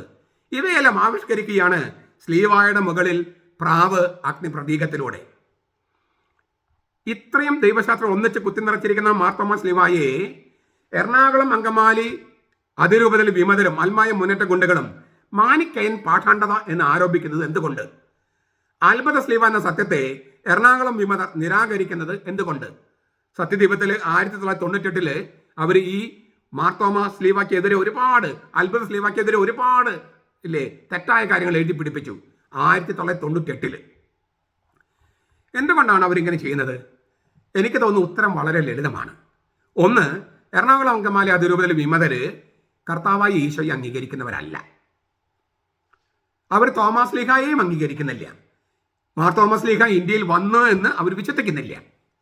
വന്നിട്ടില്ലെന്ന് പ്രചരിപ്പിക്കുന്ന ശീഷ്മക്കാരാണ് അവര്. അവർ മാപ്പാപ്പയെ അനുസരിക്കുന്നില്ല. അവർ സുറിയാനി കത്തോലിക്ക സഭയുടെ നേതൃത്വത്തെ അനുസരിക്കുന്നവരല്ല. അവർ ശീഷ്മയിൽ വസിക്കുന്നവരും വേദവിപരീതം എന്ന പാഠാണ്ഡത പഠിപ്പിക്കുന്നവരുമാണ്. അവരുടെ കൂടെ നിൽക്കുന്നവരും അവർ മൗനമായി പോലും അംഗീകരിക്കുന്നവരും അവരുടെ തിന്മയിൽ പങ്കുകാരാണ്. എന്നാലും ഈ മാനിക്കയിസം എന്നവർ പ്രചരിപ്പിക്കാനുള്ള കാരണം, അതിൻ്റെ ചരിത്രം അതൊന്ന് പരിശോധിക്കണമല്ലോ. അപ്പോൾ ഞാനൊന്ന് പറയാം. ആരാണ് ഈ മാനിക്കയിസം, മാനസ് എന്നൊക്കെ പറയുന്ന ഒരാളുണ്ട്. പേർഷ്യയിൽ ക്രിസ്തുവർഷം 216 ജനിച്ച് 277 മരിച്ച ആളാണ് ഈ മാനസ്, മനിക്കയിസ് എന്നൊക്കെ പറയും. മാനിയുടേത് ഒരു സങ്കര മതമായിരുന്നു. 2 ദൈവങ്ങളുണ്ടായിരുന്നു എന്നാണ് മാനിയുടെ വിചാരം. വെളിച്ചത്തിൻ്റെ ദൈവവും ഇരുട്ടിൻ്റെ ദൈവവും. ഇവർക്ക് കുരിശോ സ്ലീവ വന്ദനമോ ഉണ്ടായിരുന്നതായി ഇതുവരെ നമുക്ക് അറിവില്ല. മാനി സ്വയം പരിശുദ്ധമായി അവകാശപ്പെട്ടെന്നും അതിനാൽ പ്രാവിന്റെ രൂപം മാനിക്കേശം എന്ന പാഠാണ്ഡതയുമായി ബന്ധപ്പെട്ടതാണെന്നുമാണ് എറണാകുളം വിമതരുടെ കണ്ടുപിടുത്തം. അപ്പോൾ ബൈബിളിലെ ഈ പ്രാവിനെ കുറിച്ചുള്ള പാരമ്പര്യമൊന്നും അവർക്ക് എറണാകുളത്തില്ല. മാനിയാണ് അവർക്ക് പരിശുദ്ധാത്മാവെന്ന് പറയണേ. ഇതിനൊന്നും ഇതുവരെ ഒരു തെളിവ് ഹാജരാക്കിയിട്ടില്ലെന്ന് ഓർക്കണേ. 1974 ആദ്യമായി മാർത്തോമാ സ്ലീവ മാനിക്കായനാണെന്ന ആരോപണം PV മാത്യു ആരോപിച്ചത്. അസീസി മാസികയിൽ അത് അച്ചടിച്ചു വന്നു, അവരും പെരുപ്പിച്ചു. 1991 PK മാത്യു അത് ഏറ്റുപിടിച്ചു. പിന്നെ സത്യദീപം 1998.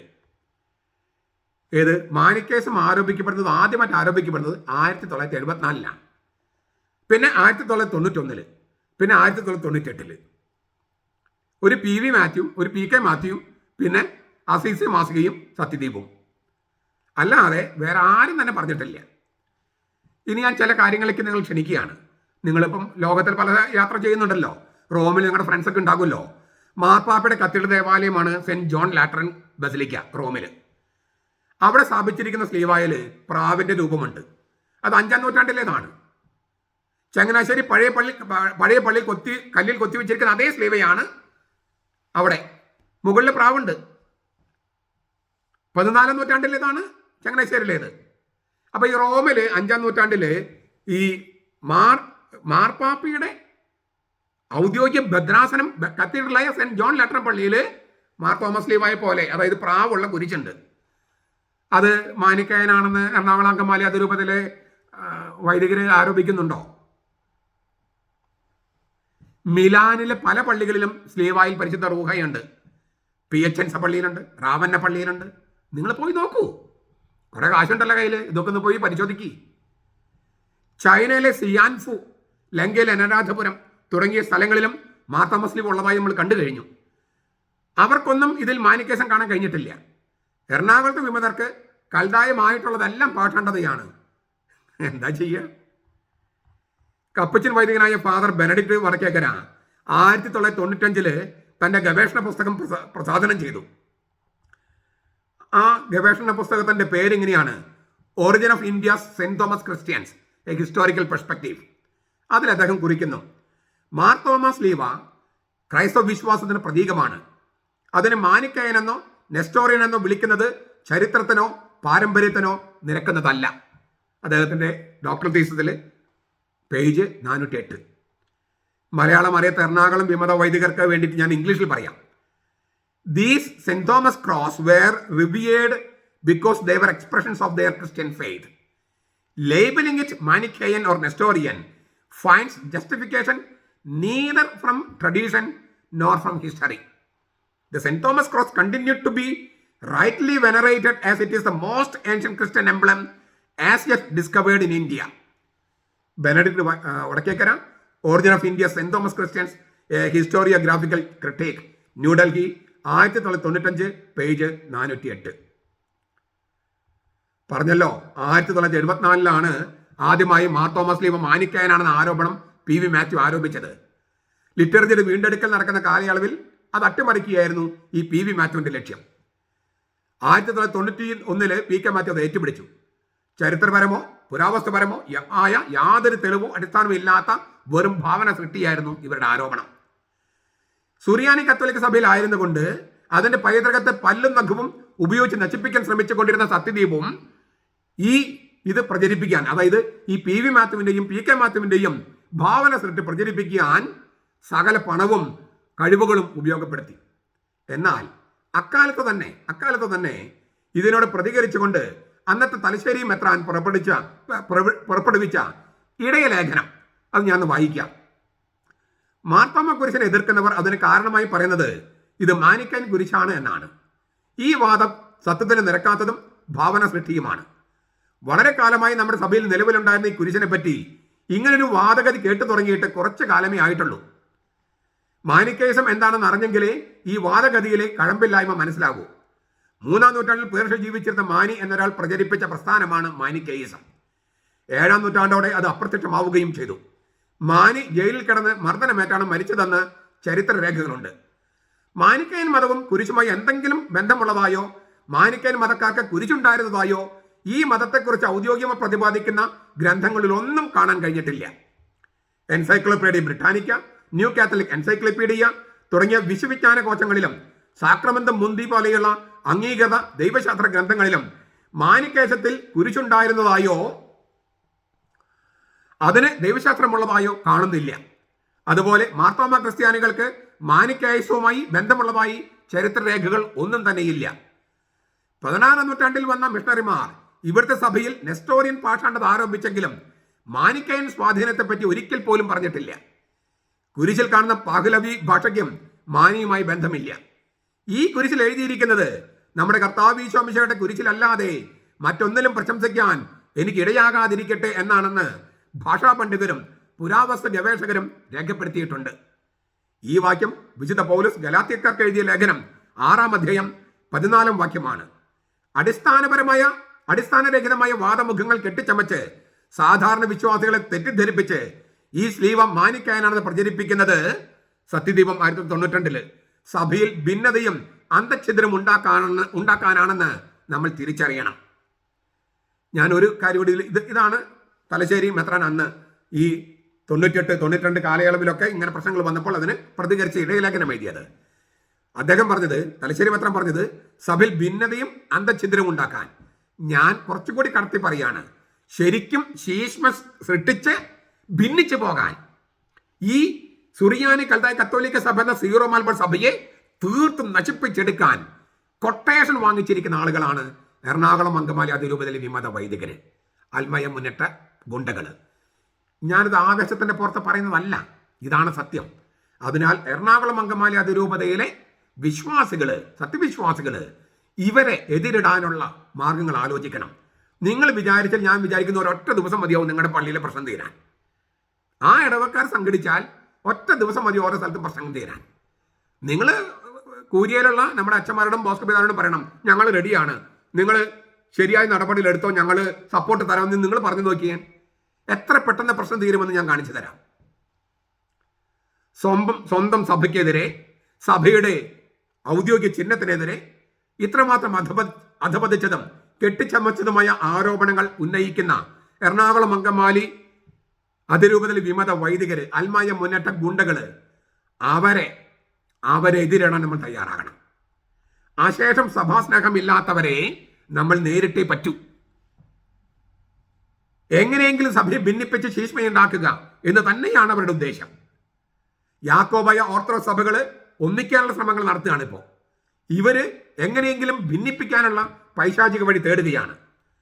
അതിന് ഞാൻ ആവർത്തിക്കുക, എറണാകുളം അങ്കമാലി അതിരൂപതയിലെ ഓരോ അൽമായ കുടുംബങ്ങളും നിങ്ങളൊന്ന് ഒരുമിച്ച് വരിക. അവർക്ക് നിങ്ങളൊന്നും ചെയ്യാൻ കഴിയില്ല. നിങ്ങൾ അങ്ങനെ പേടിക്കരുത്. ഇനി പേടിച്ചാൽ നിങ്ങളുടെ വിശ്വാസത്തെ ചോദ്യം ചെയ്യപ്പെടും. നിങ്ങളുടെ വിശ്വാസം മാത്രമല്ല, ഈ ഊറ്റം കൊള്ളുന്നുണ്ടല്ലോ നമ്മുടെ സഭയുടെ പാരമ്പര്യം, അത് തെളിയിക്കാനുള്ളൊരു അവസരം, സുവർണ അവസരം കർത്താവ് തന്നിരിക്കുക. കർത്താവിനോടും അവൻ്റെ സഭയോടും മാർപ്പാപ്പയോടും സഭാ നേതൃത്വത്തോടും നിങ്ങളുടെ കൂറും വിശ്വാസവും പുലർത്താനുള്ള ഒരു സുവർണ അവസരമാണ് നൽകപ്പെട്ടിരിക്കുന്നത്. അതുകൊണ്ട് ഈ ഡിസംബർ 18 മാർ തോമസ് ലീഗായുടെ അത്ഭുത സ്ലീവയുടെ തിരുനാൾ ആഘോഷിക്കുന്നതോടെ നമ്മുടെ ഇടവകയിൽ ഇതിനെതിരെയുള്ള, സഭയ്ക്കെതിരെയുള്ള പ്രവർത്തനങ്ങൾ അവസാനിപ്പിക്കാൻ ഞാൻ മുന്നിട്ടിറങ്ങുമെന്ന് ഓരോ അൽമായനും തീരുമാനിക്കും. ഓരോ ഇടവകയിലും ഞാൻ കാണിച്ചു തരാം അത്ഭുതങ്ങൾ. അത്ഭുത സ്ലീവ നമ്മുടെ ഇടവകയിൽ വരുന്നത് ഞാൻ കാണിച്ചു തരാം. നമ്മൾ ഉയർത്തെഴുന്നേൽക്കണം. അൽമായ മുന്നേറ്റക്കാരുടെ ഗുണ്ടാവിളയാട്ടം അവസാനിപ്പിക്കാൻ സത്യവിശ്വാസികളായ അൽമായർ മുന്നിട്ടിറങ്ങണം. ഒരൊറ്റ ദിവസം ഇനി ഒരു അൽമായ മുന്നേറ്റ ഗുണ്ടയും ഞങ്ങളുടെ പള്ളി കോമ്പൗണ്ടിൽ കടക്കാൻ പാടില്ല. മാർപ്പാപ്പയും സഭയും അനുസരിക്കാത്ത ഒരു അച്ഛനും ഇവിടെ കുർബാന അർപ്പിക്കാൻ പറ്റില്ല. നിങ്ങൾ തീരുമാനം എടുത്ത് നോക്കൂ. ഓർക്കുക, ഓരോ ഇടവകയിലും സഭ പ്രതിസന്ധി നേരിട്ടപ്പോഴൊക്കെ അൽമായ നേതൃത്വമാണ് മുന്നിട്ടിറങ്ങിയിട്ടുള്ളത്. സഭ അഭിമാനപൂർവ്വം അവരെ സ്മരിക്കുകയാണ്. പിന്നെ ഞാൻ തുടക്കത്തിൽ പറഞ്ഞതൊന്ന് ആവർത്തിക്കുക, ഞാൻ ഈ മാർ തോമസ് ലീവായെക്കുറിച്ച് കുറേ കാര്യങ്ങൾ പറഞ്ഞു. നിങ്ങൾ പല പ്രാവശ്യം കേൾക്കുമെന്ന് ഞാൻ പ്രതീക്ഷിക്കുന്നു, പഠിക്കുമെന്ന് പ്രതീക്ഷിക്കുന്നു. നിങ്ങൾക്ക് ഇതേക്കുറിച്ച് ബോധ്യം വന്നെങ്കിൽ ഈ വീഡിയോ പ്രചരിപ്പിക്കുന്നതിലൂടെ നിങ്ങൾ സുവിശേഷ പ്രഘോഷണം നടത്തുകയാണ്. നിങ്ങളുടെ സഭാസ്നേഹവും ദൈവസ്നേഹവും പ്രഘോഷിക്കപ്പെടുകയാണ്. അങ്ങനെ നിങ്ങളെല്ലാവരും കർത്താവിന് സുവിശേഷം പ്രഘോഷിക്കുന്ന പ്രക്രിയയിൽ ഈ സുവിശേഷ പ്രഘോഷണം കൊണ്ടാണ് തിന്മയെ നമ്മൾ നശിപ്പിച്ചെടുക്കേണ്ടത്. നന്മ കൊണ്ട് തിന്മയെ കീഴടക്കുക. ഈ മാർ തോമസ് ലീവായെക്കുറിച്ചുള്ള ഈ സുവിശേഷ പ്രഘോഷണം എന്ന നന്മയിലൂടെ അതിനെതിരെയുള്ള തിന്മ കീഴടക്കാൻ നിങ്ങൾക്ക് കഴിയും. നിങ്ങൾ ഈ വീഡിയോ പരമാവധി പ്രചരിപ്പിക്കുക. എല്ലാ വീടുകളിലേക്കും എത്തട്ടെ, എല്ലാ ജനങ്ങളിലേക്കും എത്തട്ടെ. അപ്പോൾ സ്ലീവ വിജയിച്ചു നിൽക്കുന്നത് നമ്മൾ കാണും. നമ്മുടെ സഭ വിജയിച്ചു നിൽക്കുന്നത് നിങ്ങൾ കാണും. അത് നിങ്ങൾ കൊടുക്കേണ്ടി വരുന്ന വില വളരെ വലുതാണ്. അത് കൊടുക്കാനാണ് ഞാൻ നിങ്ങൾ ആഹ്വാനം ചെയ്യുന്നത്. കർത്താവ് നമ്മുടെ കൂടെ ഉണ്ടാകട്ടെ. തോമസ് ലീഹ നമ്മുടെ കൂടെ ഉണ്ടാകട്ടെ.